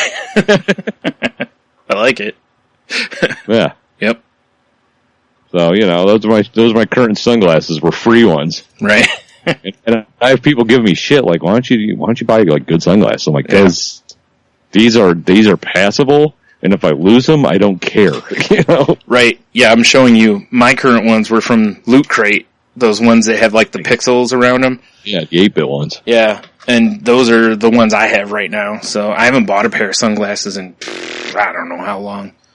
So honestly, most of the time I don't even bother with them because generally I'm not in the sun long enough to need them, Fair enough. And I also haven't had a situation where I could get, prescription sunglasses. Otherwise, I would probably have done that by now. So. Oh, I had a pair, but this thing that I'm touching right now destroyed them. Mm-hmm. When she was a puppy. Yeah. Yeah. Which, by the way, because she destroyed them, and we're going to leave her out of her kennel for 40 minutes to see what happens. And she fucked the house up. Yep. Mm-hmm. I'll have you know that 2 days ago, I broke down her kennel and put her in the basement for good because she's fine now. Oh, wow. Nice. Right? Yeah, no need for the kennel anymore. All right. Hey, doggo. She's got you fooled. Yeah, probably. Yeah. But yeah, good old sunglasses time. Mm-hmm. Mm-hmm. Yeah, it's more because I like to have a couple in reserve. Yeah, well, it's the woman asked me if I wanted, transitions today, and I was like, well, no, because first of all, I'm already gonna, this other stuff's gonna cost me money if I'm getting it, so. Wouldn't it be great if your insurance covered those? Oh, that'd be awesome. Well, my brother mentioned something. That. My brother said that I should call the insurance and see if I can fight with him and be like, well, you've been diagnosed with migraines. And he's like, the anti-glare helps with that because you don't, you blink more when you wear the anti-glare and stuff, But he was mentioning that, and same with the lighter lenses, because pretty much I have to have my glasses as light as possible, because if they're heavy, they push on my nose or they'll push on my temples and cause headaches. Right. So, he was like, you should talk to them about it. I was like, they're not going to give on that, but, No, they're going to be like, we're an insurance company. We really don't give a shit. Yeah, no, they're just not even going to say that. They're just going to go, fuck you.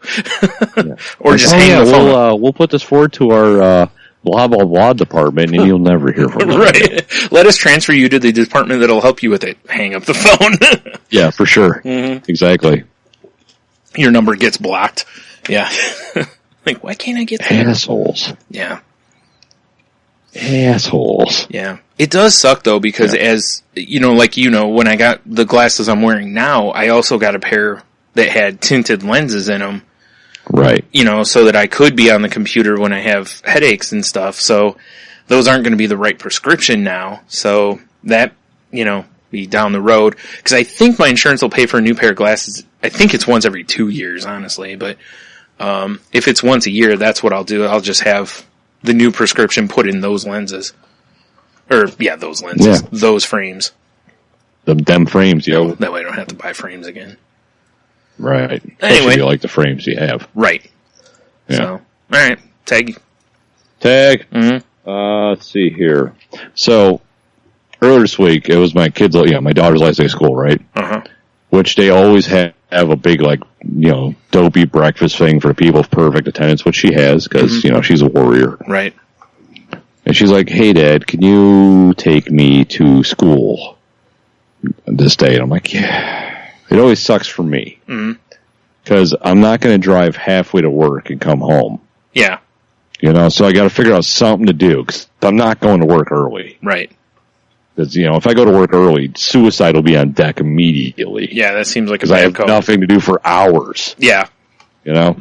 So I'm like, yeah, I'll take. I'm figure I'll just go hang out at Starbucks or whatever. But Jeannie's like, hey, I don't have to be to work till this time. You want to meet me for coffee? I'm like, now we're talking. Now you got something to do. Yeah. I got something to do. Coffee shops, Brian, need to be like bars. Okay. Serve booze? Here's what I'm saying. Well, that too. Some of them do in our area. Yeah, I know. But here's what I'm saying. I walked in, Gene and I walked in, ordered coffees, we sat, we talked, drank coffees. She left to go to work. I still had about a half hour to kill. I was out of coffee. If I want another one, I have to go up and do a whole new transaction. Yeah. Why can't I start a tab? That's a good question. Because I will hang out and have more than one. Right. But if I have to do multiple transactions, there's a good chance I won't. Right. Yeah, I totally understand it, because it's the same with beer, actually. We've been in bars where they won't run a tab, and when they do that, I generally buy one or two, and then I'm done. If I run a tab, generally I'm at 3 or 4 before I'm finished. So, yeah, I get what you're saying. And honestly, if I had cash in my wallet, and I had a couple bucks, but if I had like a 20, okay.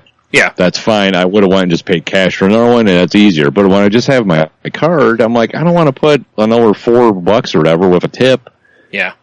Well, I'm not spending that much because I drink black coffee, but right. You know what I'm saying. Yeah. I don't want to put a little tiny transaction. It just seems dumb to me. Yeah. Why can't I have a tab? Well, the interesting part too is if it's a smaller coffee shop, it seems like that works in their favor too, because, even if they use those, what are those called, square things, that plug into your phone and you swipe cards? Yeah. If they use those or the credit card machine, you generally pay a percentage on every transaction. Yeah, exactly. Whoever owns your credit machine or Square, they get a little taste of every one. Right. So if you just, instead of running one coffee, if they run it on 3, they will pay less money. Unless maybe not. I don't know how the math breaks down. I guess potentially it could be more. I don't know. But it seems like it would save them a little bit of money. So, I don't know. You would think. So, I mean, I don't know if this is another salty language idea that we're giving to the universe foolishly. Well, it seems like coffee shops, there you can have a bill being put together like you could at a bar or a restaurant. Seems like the way to go. Mm-hmm. And honestly, most of the places probably have a point of sale that could be easily enough done, Or worst case scenario, they just, write a ticket and just keep adding to it, Yeah, and I'm willing to bet if it was a place that, I mean, obviously I don't have a coffee shop around here that I'm a regular, correction, the Starbucks by my work, the guys struck up a conversation with me the last time. I'm like, what the fuck? Oh, hey, how's it going, man? I'm like, I come here way too often. It's not bad until he starts calling you, like, as soon as you walk in the door and he's, hey, Tony! Then that would be shitty. Right. But I don't have a coffee shop around here that I'm a regular at. Mm-hmm. Unlike, like, we go to the beer stube, we know Sam. Yeah. He brings us everything we need. Mm-hmm. We have a relationship.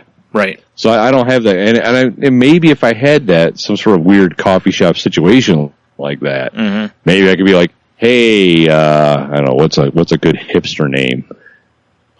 Bryson.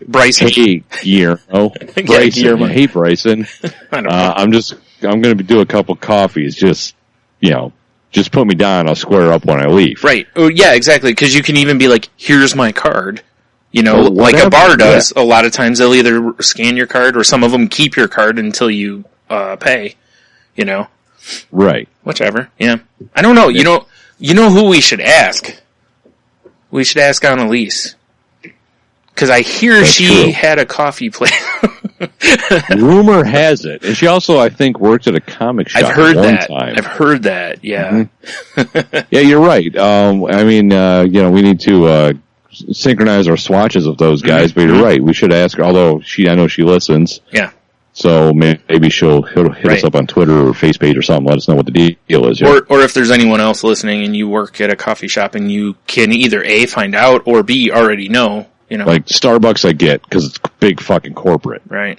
You know what, though? Right. I'd almost feel like they would be more likely to do it because they make so much money, that they can deal with it easier. Because they're going to have more staff and what have you. But I mean, I know people go to Starbucks to do work. Mm-hmm. They bring their laptop, they hang out for hours. Mm-hmm. I don't know. Well, I guess, you know what, though?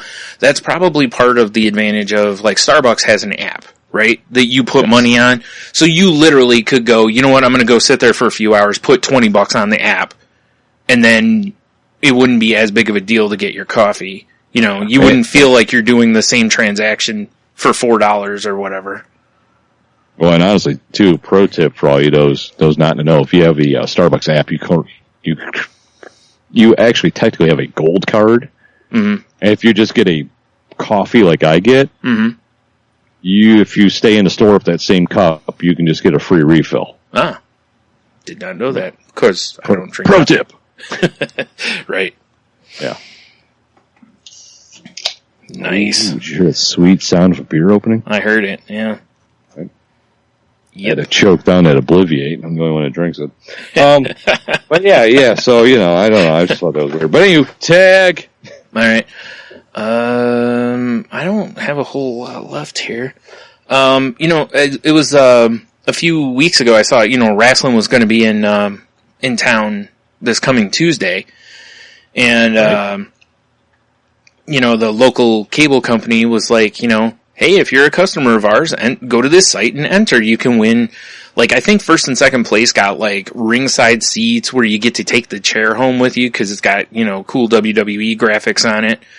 That's kind of cool. Which, yeah, I would definitely take. I mean, they're probably worth a few bucks too if you wanted to move them, but whatever.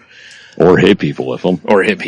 Yeah. And it's like, I've never had great seats at a wrestling show. I've always been pretty far back because the ones up by the ring are really expensive. They're like $100, $150. Can I tell you a secret? Yes. Neither have I. Huh. So, anyways, I ended up getting third place in their contest, which was, free tickets, which is still cool. It's not, ringside seat and merch, but, whatever. Which was funny though, because you and I were, at trivia this past week, you asked if I was going. Yes. And I was like, I don't know, I was like, maybe I'll see if T wants to go, but I don't know, probably not. So, and then the next day? Yeah, the next morning when I got up, I looked and, I was like, huh. Like, alrighty, I won tickets to the wrestling show. So, we'll have a little bit of that to talk about on the next podcast, because you're going with me, and T. And this guy is going to his very first live wrestling pretty cool show. Yep, and the best part. Well, I don't know. I was going to say the best part is it's not a house show, or as they call them now, live events. But I've heard a lot of good stuff about the live events. Like, I've seen some really cool stuff, like the wrestlers kind of break the mold. You know, they break their gimmick a little bit sometimes and have fun. That they can't do on TV because, you know, you gotta stay in gimmick. So, and it's gonna be the first SmackDown after a pay-per-view, because this Sunday is Money in the Bank. So maybe it'll be a launch of new storylines and what have you. But I know it's completely like our listeners don't give a fuck, but it's just curious. Right. Is it at the Huntington Center or the Seagate Center? Huntington Center. Okay, all right. Right. The weirdest part of going to a live show versus watching it or whatever on TV is there's no commentary. I could see that being weird. Right. It is kind of weird because you're watching the match and you can see the guys doing commentary, but you can't hear them, you know?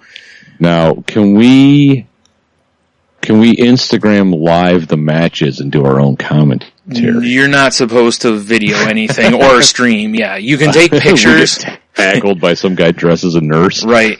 Like, I don't think they'd care, like, if like, sometimes, like, a wrestler will be, when they're walking down the ramp and people lean over and stuff. Like, if you recorded that, they're probably cool with it. But, the main thing is they just don't want people broadcasting it, via Facebook Live or whatever. Now, we talked about this before. What if we Instagram Live it and we pretend it's a video game? That would be really fun, but again, they may frown on that. I don't know. Fair enough. Because I do remember when T and I went last time, there was they had signs on the door, no video, no streaming. So, yeah. Right? Mm-hmm. Fun killers. Yeah. What if I'm just streaming me? Yeah, you're just like, so they can hear the audio of the announcing, not the commentators, but, the PA announcer type thing, Yeah. I'm just like, oh my god, he punched him again. He punched him. Oh, gee, he kicked him. Oh, jeez. That would be really funny. You're just sitting there doing commentary, but not showing any of the shit. Exactly. Oh, man. That would be incredible. Yeah. So, that should be fun. Yeah, it should be a good time. We gotta figure out the logistics between all the boys going. I still have to go pick up tickets. Yeah. Well, that too, I suppose. Yeah. Good call. Yeah. Speaking of tickets, we're going to a concert on Sunday, too. This is going to be a festive... The next podcast is going to be great. Dude. Just turn this one off and go to the next episode. So here's what's funny to me about that is, we're going to see Braided Veins and other bands, which will be loud. Hollow Earth and something else. I'm actually going to be busting out earplugs. I'm getting too old for this shit. I have a neurologist appointment the next morning. So, you want earplugs? I have a whole box of them. Yeah, actually, I would take them. I do. Because I think I'm finally at that point that I really should care about my hearing. It's going to be us and our friend Michelle. And, like we said on the show, we took her to her first concert, and we're like, you should wear earplugs. Yeah. Although at that one, I deny, and I regretted it. Yeah. Yep. Yeah, the last one we went to, I didn't, and I was kind of like, I should have done that. Yeah. So we're too old for this shit, Brian. Mm-hmm. Well, we're at the point now we have to preserve what's left, Exactly. I'm in survival mode. Yeah, that's what I'm saying, yeah. It's like the first half of your life, we're those haggard lions that like all the scars all over them. Yeah. And we're just like, we have like two bitches and we're just trying to maintain. Yeah. Just trying not to die. Yeah, exactly. Like just trying to get a little something to eat. Yeah, for sure. Yeah. Yeah, it's pretty much where it's at. So, yeah. Exactly. But you're right. Yeah, the next show we'll be able to talk about that, and I'll be able to talk about my exciting neurologist visit and wrassling, and it's gonna be a whole experience. Yeah, it's gonna be a bunch of stuffs. Yeah, should be fun. You know what else is a great experience? What's that? This is a new thing for me this summer. Okay. It's been fucking pretty warm lately, right? Right. No pants. Oh wait, no, you said new. Yeah. New. Yeah. So my new thing now, Brian, is after work, it's commando or go home. Oh boy. Fuck yes. Well, you're home though, so Commando while I'm at home and sometimes not. Okay. Now, the best part about this is that you should make sure that you make it very well known to your kids that you're going commando. I don't think anyone's aware yet, except, well, now everyone's aware. Now everyone's aware, yeah. But then you could go get... hear this. Yeah. I mean, now they're not, but in the future they will be. Yeah. This is weird. Right. That way you can have some fun with them, like rub your ass on them and, just good old-fashioned fun. I do that anyway. Oh, yeah. Yeah, I forgot. Yeah. It's just, not to, get into the nitty-gritty, but I come home a little sweaty. Right. And sometimes it's just like I gotta get everything off and put everything on. Yeah. And that layer I don't need. That's fair though. I mean, you do need it through the day. Yeah. Yeah, exactly. I want to air out a little bit. Right. Yeah. Like if we're going to trivia, I'll probably truss up. Yeah. You never know though. Truss up. Yeah. Well, like Bart Simpson said, nothing, what is it? No better feeling than an unfurnished basement or something like that. Exactly. Goddamn Simpsons wisdom. Yep. I know I'm misquoting that, but close enough. It's close enough. And I'm gonna hit you rapid fire. Kaddish. Okay. Something I've noticed, and I noticed this yesterday. Mm-hmm. What is up lately with metal bands and doing covers? It's all the rage. Yeah, it really has been. It didn't feel like there was this many covers like years ago with metal bands. It does feel like a lot of it now. Because you got the Bad Wolves, they have the zombie cover, which I like. Mm-hmm. It's good. Five Finger Death Punch covered Offspring. I think they have a whole covers album out. I think they do. On my Discover Weekly, the Blue and Black came up Five Finger Death Punch. Right. In this moment, Chick Metal Band, who I'm actually taking my kids to see them and Hailstorm because they're playing in Toledo. Oh, nice. First concert for the kiddos. Mm-hmm. That actually should be a decent show, I think. It should be a good show. Yeah. But they have a cover of White Wedding, but it's Black Wedding. Oh. It's just like all of a sudden all these metal bands are covering songs. Yeah. Lamb of God has a whole album of covers out under their original name, which is Burn the Priest. Nice name. But it's all metal covers of stuff that influenced them. Right. A Devil Driver, another metal band, has a whole album of country covers. Oh, wow, that's weird. What is going on? I don't know, man. Well, even bands like Stone Sour has, 2 or 3 cover albums out. Right. And it's not just, metal stuff, but there's, I think there's, rap and different stuff on there. So it's just kind of all stuff they like, basically. And shit, Is it kind of like Hollywood remaking movies has gone into music now? Maybe. I mean, whatever. If a cover's good, I'm in. Yeah. I'm pretty sure we had a Q to W. It was like, what's your favorite cover? Yeah, I'm pretty sure we did that already. We did. Yep. I don't mind the cover, but it just seems weird all of a sudden. Yeah, well, look at, Metallica's got Garage Inc., so, Yeah, I know. It's just, I don't know. I guess that's probably what it is. Most of these bands are like, hey, Metallica did it.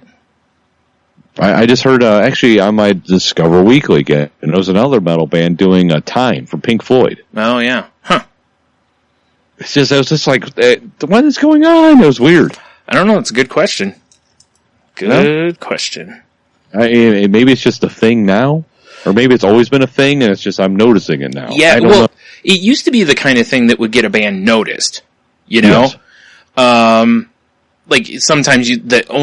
honestly, do you remember the band Dynamite Hack that covered Boys in the Hood? But they did it from a preppy standpoint. Right, yeah. Yeah. That's the only song of theirs I ever probably heard. Fair enough. I couldn't tell you another one. So sometimes, or Alien Ant Farm, everybody heard Smooth Criminal and knew that song. Right. That's obviously a Michael Jackson song, but, so sometimes it's just to get yourself on the map, but most of the bands you named have been around a little while and they're pretty well known bands. So I don't know. Yeah. It's weird. I mean, if we go, the show we're going to Sunday, if one of the opening bands covers a song, cool. Well, or when Michelle and I, we went and saw the Five Horsemen, Metallica cover band. Right. the band that opened for them played some original stuff, but they also played some Pantera covers. Right. So it's just like, I mean, I get it if you're trying to get noticed or whatever. Well, people seem to love that at concerts, though, too. Oh, yeah, it definitely pops. Yeah, how many shows have we been at where, they'll start to play and the crowd will be like, oh, shit, it's this song or whatever. Oh, fuck, they're playing, look what the cat dragged in. Yeah, that was you making that comment. Yes. Yeah. You're like, rare. Yeah, I was in my cat suit. Yeah. Naturally. My crotchless cat suit. Right. Well, Commando, go home. Commando, go home, exactly. Definitely. Oh, shit. I mean, I dig it too. There's a lot of times. I mean, honestly, when we saw Metallica that one time, that was maybe my favorite part of the show, was when they came out and started doing all the covers from like Garage Inc., So, oh, yeah, for sure. I don't know. Just one of those things I noticed. Yeah. Do you have a tag, or do I need to keep rapid, or can I keep rapid firing? Keep going. I'm out. All right. I got to talk about angry Jeeps. Okay. All right. I drive a Jeep Wrangler. I do. I'm part of the Jeep Club. We wave at each other. Sometimes we meet up, we jack each other off, whatever happens. Sure. But, yeah. Well, about a year or two ago, I saw someone had some sort of mod that made the round headlights look angry. Okay. And I'm like, that's hilarious. That's a Jeep that's like, grrr. Right. Fucking everybody has it now, and it's so hack anymore. Right. It's like it's a Jeep thing. You want to understand sticker. Mm-hmm. It's like if you can read this, roll me over or whatever. Yeah. Roll me over. Sometimes I hate Jeepers anymore. Well, I think you find that with any group like that. Yes. That there's an element to where at some point you might be like, oh, that's cool that they whatever, and then there's that tipping point, and yeah, exactly, and that's exactly what it was. Because when I saw it, I'm like, well, let me Google that, and it was some sort of weird like airflow thing that was supposed to help cool your engine, but also gave you angry eyes. Of course, yeah. And it didn't work for my year Jeep. I'm like, oh, that's a bummer. Well, now you can buy them for any model you could ever want. Perfect. Or some people just put little, like, weird cutouts over their headlights. Oh, Jesus. Yeah. I'm like, oh, yeah, it's like when you see a Volkswagen Beetle with eyelashes. You want to shove them into a river. It's true, yeah. Yes. It's reached that point with me. Then I see the angry Jeeps. I'm like, fuck you. I want to put a big smiley face on the front of mine. Oh, jeez. That's a terrible idea. It's funny you brought up vehicles. I saw, when I was out today, I saw this woman driving a Focus that she's at Focus. Yeah. She had these big decals on the side of her car, and each one of them was, praise Jeebus or whatever type stuff. And then when she got past me, I'm just like, whatever. She gets past, and then I see she has a vanity plate that said Rosary. And I'm like, what? Wow, that's either the holiest person ever or a real twatter. Yeah. I mean, maybe her name's that, but I doubt it. It's probably just part of the gimmick. Mm-hmm. Yeah, I agree. Yep. All right, what else you got? All right, rapid fire. Kadoosh. So today, generally, Brian. Mm-hmm. The car from Dukes of Hazzard? Yes, the General Lee. Right. No. I typically during the week do the old intermittent fasting. Yeah. I just eat dinner. Right. Works out like a charm. Some days I become a ravenous werewolf. I have to eat in the middle of the day. Fair enough. Today was one of those days. Yeah. So I'm like, I'm going to swing by Myers. I'll run in. I'll grab some like lunch meat or something, whatever. Mm-hmm. I'm walking in, and who did I run into?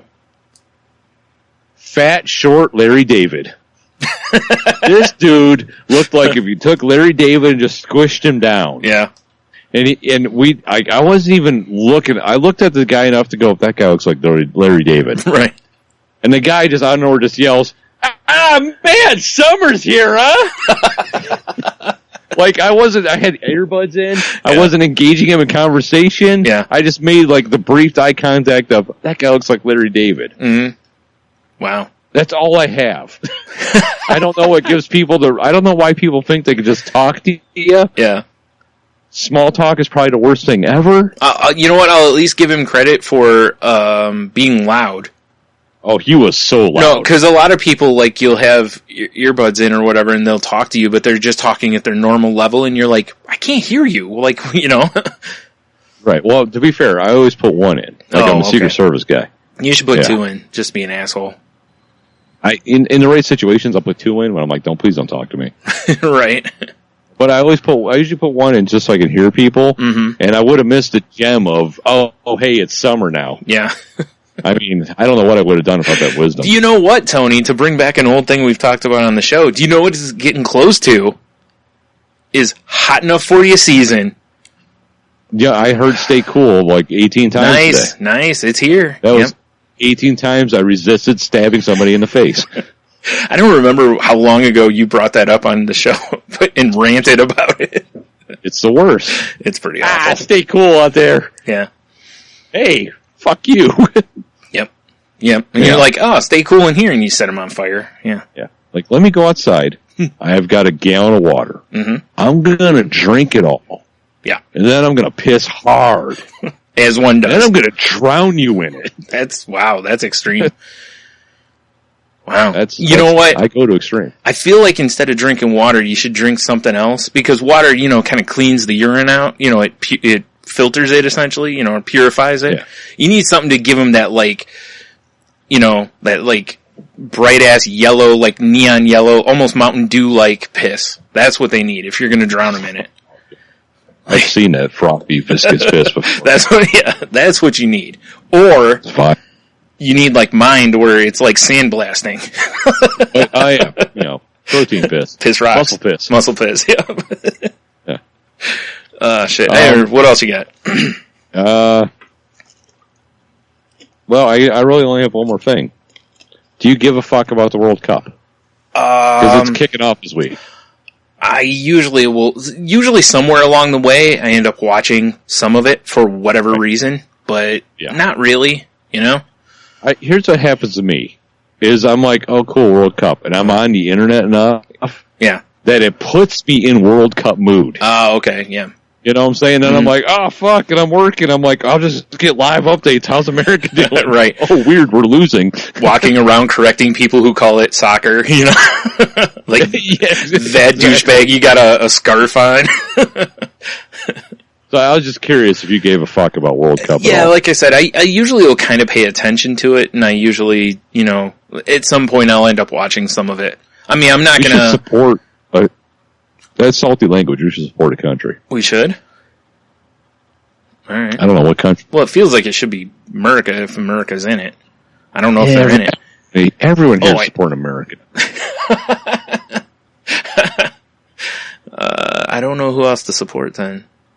I don't know either. We could just randomly pick a team. Like, is Qatar in it? Always the best. Right? I don't know if you caught that. That's a throwback to our Ute. It is a throwback. Because that was a team we always used to play against when we played EA Sports Soccer. Like, we could fuck these guys up. We don't know what we're doing, but Not we're at going all. against these guys. These guys suck. Yeah. Well, Tunisia's playing, Brian. Ooh, I mean, that is my home I mean, country. it's the World Cup. I assume the world is in it. I would think so. I mean, this should be a very Space Jam situation. We should be fighting aliens. Right. It's the World Cup. The Monstars, you mean? Yes. Yeah. The Monstars. Mm-hmm. If they were a team in this, I'd be rooting for them. Yeah, I agree. That'd be pretty awesome. Yeah. Where are we? Where's America? What group are we in? I don't know. Is America in it? Because I know you have to qualify. It's not just an automatic gimmick. We're not even in it. That's Fuck what I the World thought. Cup. USA. USA. All right, I'm rooting for America then. Yeah, that's right. You know what? We'll be over here for guns waiting for you. Yeah. You sons of... You know what? Rest of the world, we'll be over here with our freedom and our eagles and our guns and our big American dicks waiting for you when you're done with your stupid tournament. That's right. You tell them, Tony. Meanwhile, we've got the world basketball champions. And the World Series champions. In the World Series. Yeah. And then that's National Football. Yeah. Fuck. Mm. At least, you know, because Stanley Cup doesn't declare themselves world champions, right? No, the Stanley Cup champions. Though. Yeah. Everyone in the world comes here to play in the NHL, right? Yeah. So, whatever. Mm-hmm. Mm-hmm. I agree. Cup. Yep. That's right. Soccer's for dicks. No, it isn't. That's terrible. You imagine trying to play soccer with your dick? That's a horrible idea. That upped the game level. I guess it's also called polo, but, you know. Yeah, it's true. Somehow think the African teams would dominate. Well, maybe. Just saying. What if they didn't, though? What if they didn't? That would be amazing. Yep. Yeah. So you know what isn't amazing? I forgot I did have one other thing I wanted to talk about. Is it amazing? All right. Is not amazing. That we're not in the World Cup? Yes. No, that actually doesn't surprise me. Wallace is crying in the corner right now. Yeah, probably. I'm sorry, what's not amazing, Ryan? So, did you see that Chris Hardwick's former girlfriend came out and accused him of, like, a variety of abuse? Like, what? Long-term abuse, sexual assault, and career blacklisting. I did not. Yeah, it says here, she wrote an essay for Medium.com, which, you know, the link to this will be in the show notes if anyone wants to go read it. But yeah, she, alleges, where'd it go? It says, early in the relationship, Dykstra alleged that there were also rules established that she had to follow, including reserving her nights for him, not having close male friends, not drinking alcohol, which that one makes sense. He's sober. But, and not speaking in public places in fear people were listening because of his celebrity. Really? Yeah. Wow. And with all this stuff, yeah, it says like this one, it's, I was expected to be ready for him when he came home from work. She explained that when she first rejected him because she didn't feel well, he told her his previous relationship ended because of the lack of sex, and she took it as a veiled threat. As a result, she said she laid there for him occasionally in tears, a sight she claimed he called starfishing, which that is the, you know, pretty common term for just laying there, which is horrible in this scenario, you know? Right, for sure. Yeah. Wow. Yeah, she also says she had a curfew and got yelled at if she didn't answer his calls, which, you know, a lot of this stuff does remind you of, I mean, we've all heard stuff about this, like, with various celebrities, like, anyone who's even remotely seen or heard anything about, like Total Bellas or the, Total Divas show that WWE and E have, you know, it's like John Cena has like this huge list of rules for anyone who lives in his house or whatever. He's a huge control freak. But he's not, from everything I've heard, he's not like this kind of control freak. This is bullshit, you know? I never, because I used to listen to the Nerdist podcast. Yep. I mean, that was honestly, between that and WTF was what got me into podcasts. Like, I went back and listened from the very first episode of the Nerdist. Yeah. So I was like, whoa, this whole podcast thing is crazy. Mm-hmm. I never would have guessed that from Hardwick. I knew he was a little nutty. Yeah. Because you could tell by listening enough, you're like, oh, he's got OCDs or something. Well, maybe not OCDs. Well, you know what I'm saying? Yeah. He's definitely not quite right. Right. And I think, like, to me, the control stuff doesn't surprise me because, honestly, his life was so out of control at one point that I think the way in his head, I'm not justifying this for anyone listening, but you know, I get you. I think that that's why he's controlling. Now, there's obviously controlling and there's crossing a line into abuse, and that's what she's alleging. But yeah, Nerdist totally has scrubbed him of being part of the group now. Wow. Yeah, he sold Nerdist years ago for a crap ton of money. And, but he was, he needs it. He married into one of the, fucking Illuminati families. Yeah, right. Yeah. Plus, you know, he's done well for himself aside from the Nerdist stuff, you know, but, he, you know, he was still, I think, like, you know, kept on as like a figurehead, you know, because he was still the face of Nerdist, basically, you know, for the podcast and stuff. And so I don't know if he sold the podcast or not, because if so, it'll be curious to see if they allow him to stay on it. I haven't listened in forever. I haven't either. So I stopped, to be fair. Me too. So. But anyway, yeah, I'm with you. He's one of those guys that was like, wow, really? Because, you know, how many monologues did he have on at midnight about, you know, guys that were shitty to women and stuff, you know? And it's, you know, we said it before when the Me Too thing kind of started. Some of the guys that came out, people were like, whoa, you know? But here we are. So, yeah. Wow. Well, I just got curious, put in Nerdist Podcast, and it took me to nerdist.com/podcast/Nerdist Podcast channel. Mm-hmm. Unfortunately, this query didn't return any results. Interesting. So I wonder if they completely scrubbed everything. Well, that's what I'm on E-News' website here. It says Chris Hardwick scrubbed from Nerdist website. So that would be a way of scrubbing him from the website. Yeah, I'm hoping I'm going to iTunes now, motherfucker. Okay. Yeah. Yeah. I mean, obviously, again, at this point, it's, who knows, again, first of all, it's alleged, we can't stress that enough, but, Right. I mean, crazy. for sure. But, wow, that's crazy. Yeah, right. That is something, if you were to go, Tony, I need you to guess shit, I never would have guessed that. Yeah. Same Ever. here. Yeah. That's why when I saw, it was trending on Twitter earlier today, and I was like, because it said something about, his name was trending. That's what it was. And I was like, I clicked on it. I'm like, whoa, that's not what I expected. I expected it to be like Chris Hardwick starting new TV show or what have you, Right. I was like, oh my. So, yeah. Yeah, that is something, isn't it? Yeah.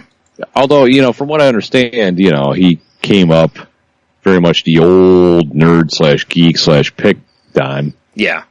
I mean, he might just not be quite right in the noggin. Mm-hmm.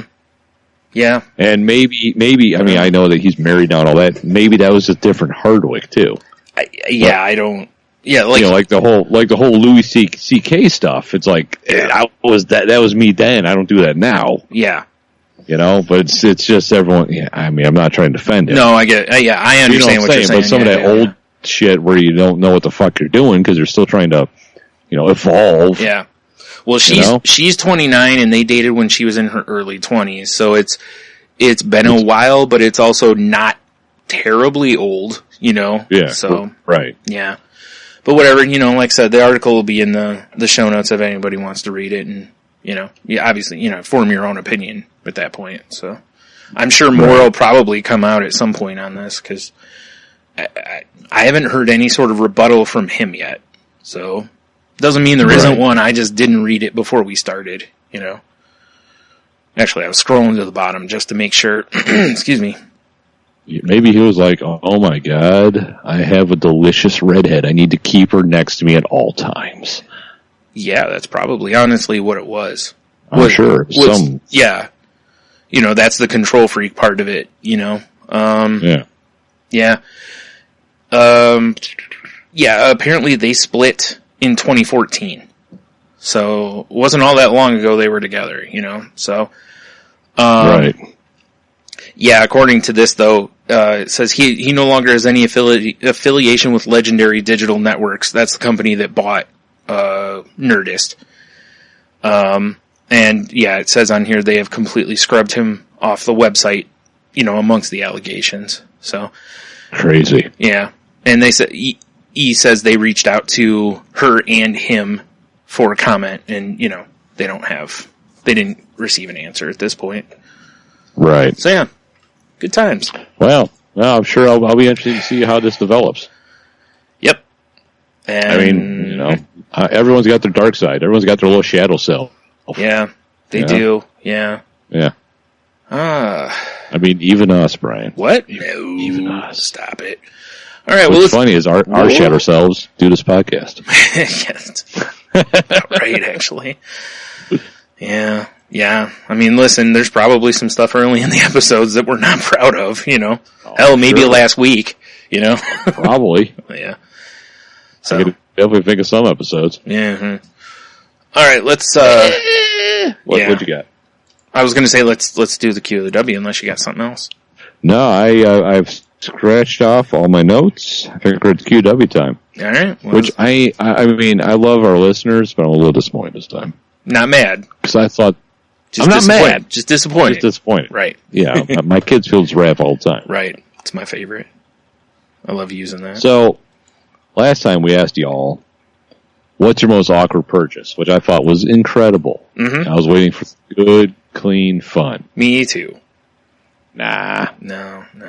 Got a couple, although what I have on Face Page, because now that I've clicked on see more, it's going to take up some time. Some people wrote some shit. Oh, okay. Wow. Yeah. All right. So here we go. Good old Big Dev, a.k.a. Dev Nodes, a.k.a. Snake Oil Comics, a.k.a. Shot of History. A.k.a. Devery. Devery. Yeah. Kimono Boy. Yeah, he is. Essence of Dev. Dude, that's what we need to do. Next time it comes around, oh, Kimono Boy! He'll love it. Yeah.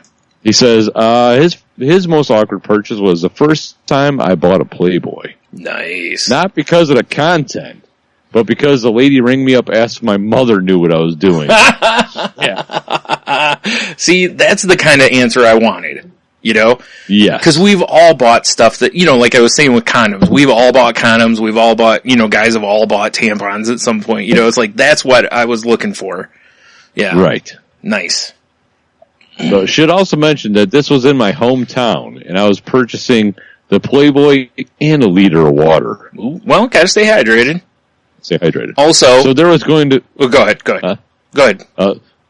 So there was a good chance the cashier knew my mom and thought I was going to put in a serious enough dick beating that rehydration was already in the plan. Well, I mean, that's just smart, you know? I mean, it is. Yeah, plan The ahead. moral of the story is to plan out your purchases and where it'll be made. Right.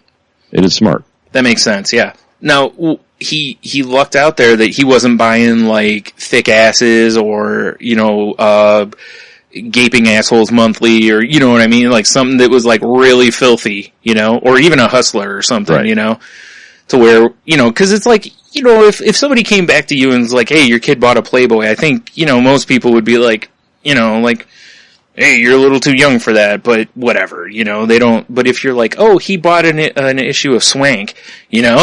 yeah, exactly. Or Filth Monthly, you know? For sure, right? Yeah. Yeah, your son, he came in and bought some gummy rings, some purple nerds, a water, and wide open gash. And then the rest of our pornography. Oh my. Oh geez, yeah. I'm having to talk to him. Now the reason I'm bringing this up to you is he didn't buy any lubrication and I'm concerned. Right, exactly. He's gonna chafe horribly. Now I've seen sandpapery dicks, and he doesn't want to do anything with that. No one wants a dry handy. No, they're terrible. No one wants one wants a 30 grit hand job. Terrible. Terrible. Yeah. It is. You're right. Yeah. Shit. So we also have from our fellow concert goer, Michelle. She says, I was seeing a dermatologist for some keloid. Not sure what that word means. I don't know. Yeah. But whatever. Scarring that a cartilage piercing caused on the back of my ear. If you never met her, she's got a bunch of ear piercings. He gave me a shot and also recommended a rubber prescription cream on it every night and said it would break down the scarring over time. He gave me a script, and I thought, wow, a cream that dissolves scars? This has to be filled somewhere special, right? He told me, oh no, you can pick this up at any pharmacy. It's very common. And I thought, that's neat. Well, I get to the pharmacy to pick up my script. It wasn't quite ready, so I sat in my car and decided to look it up online just to read more about it. I mean, it sounded too good to be true. I wanted to really know what it could do.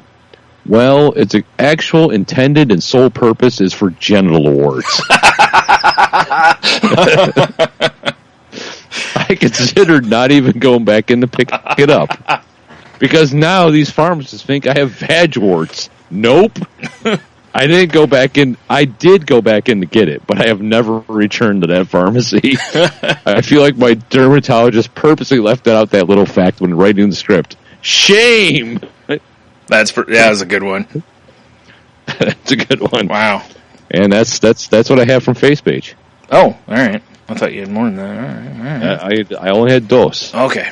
All right. Over on Twitter, I have @uneducatedhumor. Says condoms with the vibrating cock ring. Currently missing in my house. Hope my kids don't find it. Dad, this gum is buzzing. and taste like onions. Oh my. At Octopus Caveman says a Lisa Loeb CD, which I understand that's pretty embarrassing. That's pretty embarrassing. At Lucid Chemistry says life insurance for my wife. That's hilarious. And at Trish Just Me says she'll never tell. So. Oh. Yeah, I know. Sad face. I know. But I want to know. Sorry. You're out of luck, mister. Damn it. All right. So over in... Whoa. The email page just refreshed there. I was scared for a minute. Okay. Fluffy Bunny Ash says, way back when Tom Green, remember him, was just had a show on Ottawa Public Access TV, and it was getting big enough that he was getting on the public access channels across the country. He did a bit where he bought condoms and was asking the clerk if it was weird handling the condoms knowing that they'd be on his penis later. She says, so she used to do stuff like that to her friends all the time. If they were buying condoms or dildos, I'd ask the cashier to guess which hole they'll end up in, or ask how much of the lube could be swallowed before getting the runs. That's pretty funny. Yeah, she says, or I'm old enough that people still had to buy porn mags and DVDs in my early 20s, so I'd say something like, my friend couldn't find anything with grandmas or clowns. She said, or there were a couple of times a male friend was buying some tampons or pads, and she would say something like, I know what you're thinking, and no, they're not for his girlfriend. And she says some of her favorites were when she turned an innocent purchase into something awkward, like saying loudly, I hope these batteries last longer than the last ones. If they crap out before I come again, I'm going to be pissed. Or don't put the carrots back in the fridge afterwards this time. Hilarious. Yeah. You know what's funny is I was talking to Valerie the other day, and she was like, what's your guys' QW? And I told her, and she didn't really give me a straight up answer what she wanted to answer with, but whatever. But she's like, oh, my friends, I used to play a game called like the Buy Five or something. And you remember, Brian, when we were like young youths, we'd go hang out in Myers for some dumb reason? Yeah. They'd do the same thing, but they had a Buy Five challenge. $20 or less, you buy 5 items to make it as awkward as possible for the cashier. So it'd be like pregnancy tests with hangers and a garbage bag and, you know. Yeah. Yeah. So it kind of sounds like a similar situation that Fluffy Bunny Ash went through. Yeah, yeah, it does. And I appreciate those shenanigans. Me too. Yep. Yes. I agree. And then the last one I have is from Cheeto Bandito, who says... My favorite Bandito. Yeah, that's fair. I mean, he says... Bandito leaderboard. Yeah, you're right. Yeah, it's just him. Is there anybody else? You know other Banditos? No, but that's... All right, just ask. I don't know anymore. That's why he's on the leaderboard. All right, fair enough. He says, what was my most awkward purchase? It would have to be the time I bought something, anything. # awkward as fuck. That's super accurate sometimes. Yeah, right? Yeah. Yep. That is funny. I mean, okay. Have you been there before when you walk in the store and you're like, I need to buy more than this item? Yes. You're like, I have a can of beans. I clearly need to spend more money for some reason. Although it'd be, well, with the U-scans, that does eliminate some of that, like, awkwardness. It does. But you're right. If you're in some place that doesn't have those, yeah. You're right. And dumb me. Like, a lot of times with me, I go, fuck, I need this one item for dinner. But I don't want to just put 64 cents on my debit card. Right. I better spend like $6. Right. Like a real asshole. Well, that's what sucks. Like, some places you go to and you'll like set something on the counter and they'll be like, oh, you have to spend $10 to use a card. Like, that still exists, Like, yeah. I understood it for a long time, but now I'm like, really? Like, everybody pays with cards. Most people aren't carrying cash. That's kind of a shit move, And I'm the type that I'm more likely to just walk out with spending $0 than to spend $10, But yeah, I'm with you. Like I wouldn't walk in. Me. Well, better go get some Wagyu beef. Yeah. Like I wouldn't walk into the store probably and just grab like an onion. You know. We have one onion just, and a small one to boot. Yeah, just a really small onion and just, you know. Like I need a golf ball sized yellow onion. That's what my recipe specifically calls for. Right, and then not go through the express checkout or anything, just the normal line, like wait behind somebody with like a full cart of groceries. Right. Just to buy your one onion. One onion on the conveyor belt. Surround it with the little sticks. Yeah. Don't get confused.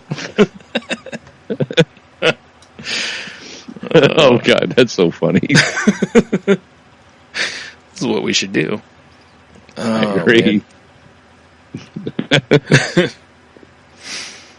Alright, so... That makes me laugh. Yep, me too. That's what we got for the week. Fair enough. Well, rumor has it you've got our QW lined up this week. I was waiting for the sound drop. I like what you got. Good job. Sorry, it's been a show. There we go. The soundboard is right there. Now I can, yeah. This one's another one suggested by Fluffy Bunny Ash, and she suggested a few weeks ago. We put it off because it was a little similar to one we did a couple weeks ago, but hopefully we'll... I'm going to go out on a limb and say my favorite Fluffy Bunny. Okay, that's fair. Just saying. You've got a lot of leaderboards. And I've got bunnies hanging out in my yard. You do. Like I've seen them. It's pretty weird. It looks like the front of a Chinese place. I know, right? You know, it's just a rabbit. Alive. Yeah. Well, that's kind of weird. Yeah. Dude, Peking rabbit sounds pretty good. Boy. Anyway, so she says... she's... and I'm going to read this whole thing, but then we'll kind of narrow it down. But she said, when we were little, we all get info from the kids on the schoolyard, whether it was how babies are made or some trick or trip for some video game or whatever, that the info wasn't accurate, even though little Billy swore his uncle worked for Sega and it was 100% true.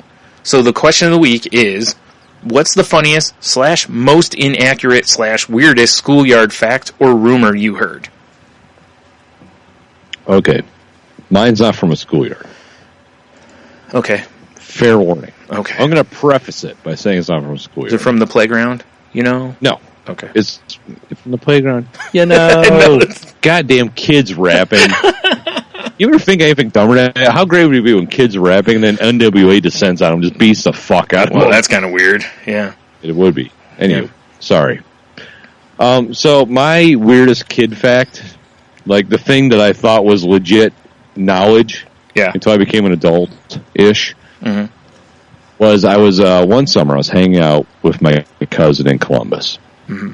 This is also the summer I got bronchitis because we hanged out in a log fort we built, and we made walls out of rotting leaves. That's pretty hot. Which will give you bronchitis.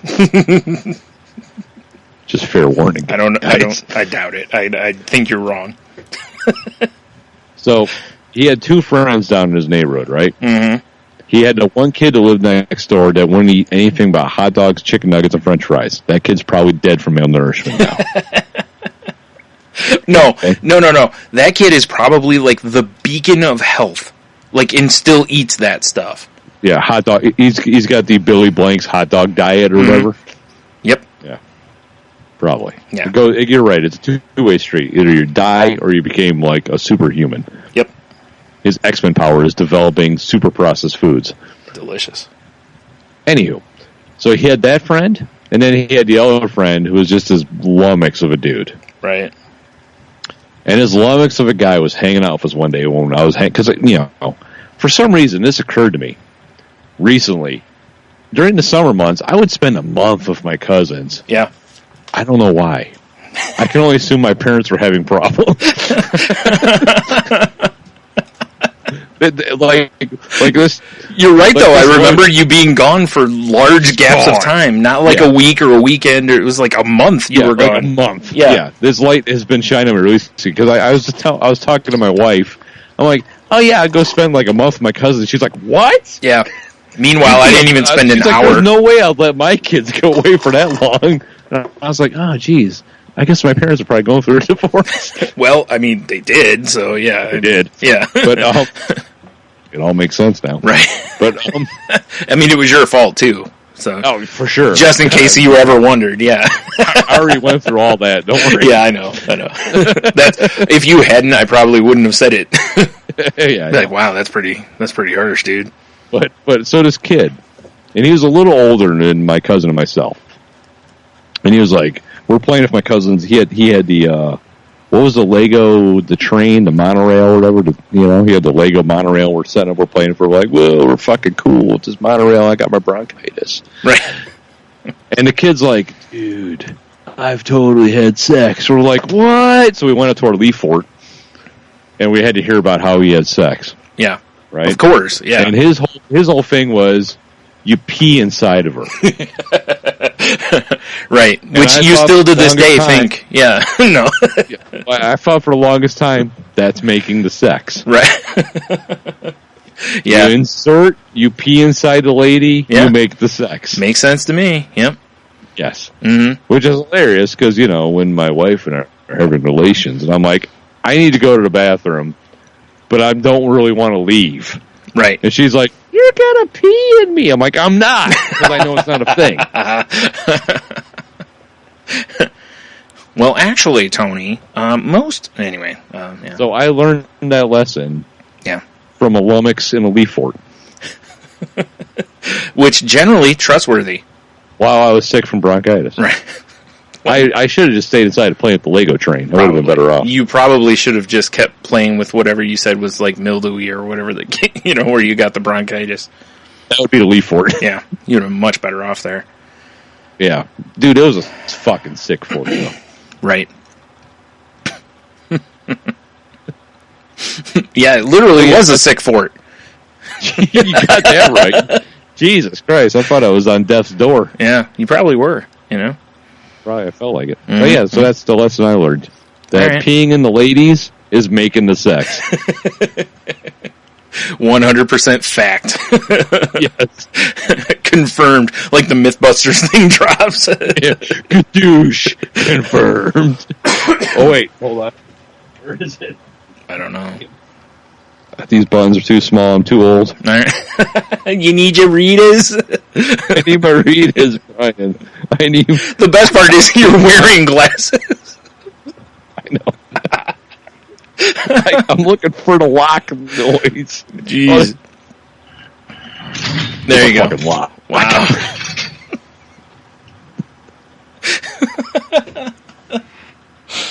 Oh, shit. Oh, man. Or, if you want to go the old school, knowledge gone. I'll allow it, yeah. I was trying to think of one. Like, I remember some... there was one, I don't remember the kid, it was in elementary school, where it was like one of the first times I heard about somebody being gay. And, aside from just idiots on the playground, you're gay type stuff, and one of the kids was like, well, he's like, do you know what they do when they're gay? And we're like, no, because we're fucking elementary school kids, in the 80s. Bring back neighborhoods? I don't know what. Yeah, right? Bring back neighborhoods. Nice.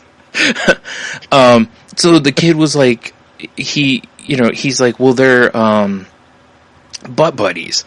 And I was like, we're just like looking at this kid like, what the hell is wrong with you, right? So he goes, yeah, he's like, they rub butts, together. Basically, that they would rub, like, scissoring, but with their butts instead. Yeah, the old butt rub. Yeah. And naturally. We're that's like how bees communicate. Right. And we're like, why would anyone do that? And, he was just like, I don't know, but that's what they do. And we're just like, no way, dude. And he's like, yeah, my uncle knows, or something like that. So it was similar to the, my dad works at Sega, blah, blah, blah. But, right. So that's the one that pops into my head, because just the idea of... Oh, knows. Yeah. He's always trying to rub his ass on me. Yeah. Like, what kind of relationship do you have with your... Yeah. It's funny, though, because, like, on a grown-up scale, the one that will always stand out, and I'm sure it probably ranks right near the top with you, too, was when that dude came into our shop and was telling us that we were going to get this huge shipment of Magic cards from Wizards of the Coast. Oh, jeez. And that he was a tester. I'm a fucking tester. Yeah. I have a ring with a mana symbol on it. Right. Yeah, do ya? Yeah. And he Don't you have a butt buddy to go visit? Damn it, Tony. But he, what a terrible doll.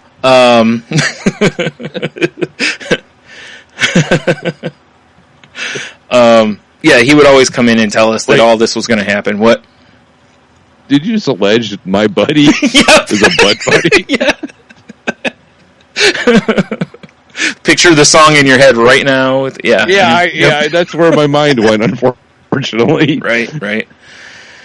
Oh, man. So this dude would come in and he was just constantly just telling us all this shit. And we knew from minute one that he was full of shit.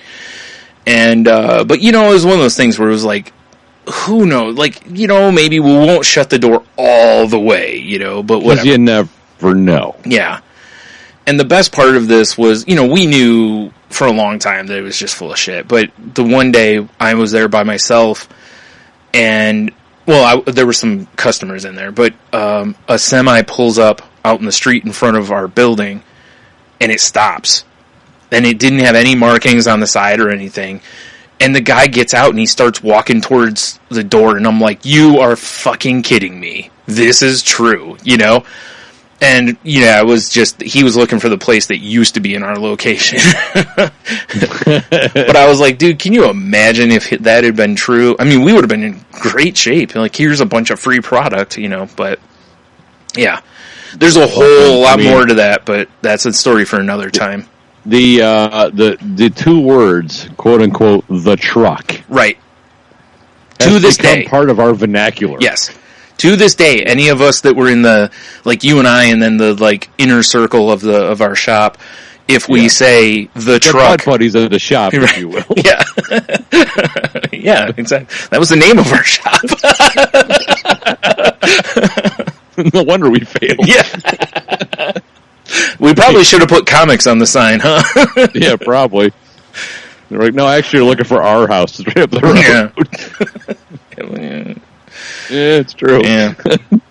Oh, man. So, yeah, anyway, that was, yeah. But it was funny because after that happened, I remember because as soon as that guy left, I called you because I think you were at work, and I was like, dude, you got to hear this because, you know. This is hilarious. Yeah. And, yeah. So, yeah, like I said, anybody who was around then, if we say the truck, even now, feckin', 13, 14 years later, it's still funny to us. So. It's still funny. Yeah. So. I don't know if I have any. I mean, there's that one. Yeah. I don't know if I have any adulty type of situations like that. Mm-hmm. Besides that one, that's probably the last. Because you know, as you get old, you just get fucking cynical. Right. Well, plus I have Google in my pocket all the time. Yeah. So if someone says something that doesn't chew right in my mouth, I immediately pull my phone out and I'll Google it or Snopes it or you know whatever. And it's true. Yeah. Good point. Yeah. And I don't even necessarily tell people I'm doing it. There's a lot of times I'll look because I'll be like, that doesn't sound like it's right. You know, I'll look it up and be like, oh, okay, well, I guess it is, or they're full of shit. So. Yeah, I guess the days of telling people that you know, that this is what it is are probably pretty much over. Yeah, really. I mean, unless you just want to be naive. You know, I mean, it's literally the answer to everything is in your pocket, basically. So it's, you know, I use it for that. I Google stuff all the time just so that, you know, just for general knowledge. I remember this is going back. I'm showing my age, podcast listeners. Yeah, Tony's 70. Yeah, basically. Yeah. Once upon a time, when I was a youth, yeah, and AOL was a thing. Mm-hmm. I remember I was an early entry level I was early in the troll army. I would pop into like Backstreet Boys rooms and NSYNC rooms. I'm like, oh my god, girls, did you hear? Their bus went off the road. Oh, they're wow. dead. Damn, that's harsh. And everyone's like, oh my god, no way. And, you know, and I guess nowadays that, you know, it wouldn't even work. Yeah, in those days, though, it would have taken them like an Google hour. Search. Yeah, I was going to say, they would have taken an hour trying to find the answer to that. Yeah, unfortunately, like a shitbag, I thought it was hilarious. Yeah, right. Yeah. Wow. Apparently, just trolling for slow titty downloads, but the slowest of the slow. Kids these days got it so good. On your feckin' phone, they got the pornos. Right. Back in my day. No, anyway. I remember the one of the first computers I had in my life was a friend of my dad's built it. Mm-hmm. And I used to know the DOS system in and out. Mm-hmm. I stumbled across all these like nudes that were in the computer. And it was like the woman who played Deanna Troi, and God, those are awful pictures. It was like, here's like 16 different colors that we're assembling to make a nude. That's pretty good, yeah. But at the time, and it still looks pixelated. I'm like, I can use this. This will work. As soon as it gets to like the face, you're almost finished, Basically. Yeah, there you go. Mm-hmm. Old school edging, kids. Yeah, really, the internet did it to us. Now it's like you're not done yet. So, geez, come on now. Yeah, we got more cat videos to show you. Yeah, I know, right? Ooh. All right. Well, I guess with that, we're gonna say, hey, head over to saltylanguage.com. Check out. Wait. What? You got more? Hold on. Okay. So what we're saying is we need to know what spell out the QW, Brian. I'll hit the button. What's the funniest / weirdest / most inaccurate schoolyard fact or rumor you heard? Show me what you got. Boom. Mm-hmm. Mm-hmm. Mm-hmm. Now we can head over to saltylanguage.com and check out the various links on there to our past episodes, the enthusiast episodes we've done. The show notes will be in there. You can see the networks we're part of, like the Tangent Bound Network and Danger! Watch your back! Danger! Entertainment. Nice. Yep. If you'd like to help the show out, there's a link or a banner on the website. If you're going to be shopping on Amazon, please swing by our site first. Click the Amazon banner. Takes you right over there, and you can shop away as normal. Doesn't cost you anything extra. And they help us out a little bit. Indeed. A little bit. Also, if you'd like to help us out, you could, please retweet our posts, share our Facebook page, or, posts that are on Facebook. I'm funking up already, Tony. God damn it, Brian. I know, right? Damn it. If you use an Apple Podcast, please rate, review, 5-star ball wash. Yep. Don't forget. I'm not a racist. Thanks, Macho Man. Yeah. Good. I'm glad he got in there. I was afraid. He's been waiting there, like, next to you, and I'm like, say something already. Jeez. Yeah. I forgot where I was at now. Oh, if you're using Stitcher or Spotify, please use our like or share options. That helps, bring more ears to our podcast potentially. And, if you want to contact the show, like if you have a Q of the W idea, please send it to us either at saltylanguage@gmail.com. You can send it to us on Twitter, at salty_language. I can be reached at Stunami. I can be reached at Monotony. And we're also on Snapchat, which is salty_language. I'm at Ninjitsu. Right. And, you can always hit us up on the old Instagrams. Also, it's Salty Language on Instagram. Yeah. I'm at Stunami. If you want to see some, weird, stupid videos. And No, there's good stories. stuff. I finally got to see the one you talked about last episode with the the girl eating the pizza and the money just flying at her. There you go.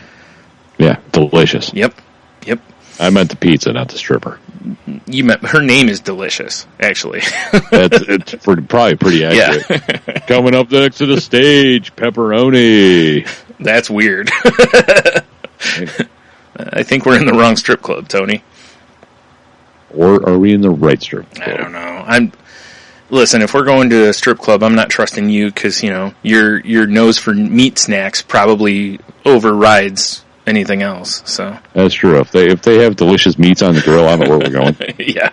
Shit. Like, I don't know what's going on over there. There could be dicks slinging everywhere, but they have a great rib selection. The buffet is fantastic. Yeah, the brisket's amazing. Ignore the dicks. Yeah. The brisket's amazing. I would if they weren't right in my face. Oh, man. I think that's all our social media stuff. So if you need any of the links, they're over on saltylanguage.com. I mean, I guess we're on Facebook if you're still into that. Yeah. We're not, but if you are. It's accurate. We still post things. Not much. Well, it's the cross post. It's only cross posts. Mm-hmm. Yeah. I mean, I post when a new episode goes up. Yeah. That's it, basically. Letter post damage. Yes. So, all right. Well, I guess with all of that, have a beer, you'll be fine. Oh, shit. Are we done already? I think we're done, yeah. What? Mm-hmm. I guess stay salty. I feel like there should be something else I should be saying. But. Yeah, maybe. I don't know. And, I don't... Commando or go home. Dude, I'm telling you. You got to give it a whirl once in your life. Right. Yeah, you're not wrong. Not during the wintertime. Summertime hours, you got to swing free. Yeah. You don't want your ornaments dangling off the tree in the winter. That's a bad call. No. They stick close to the chest. In the summertime, though, it's like a trapeze act. And with that, we'll talk to you next week.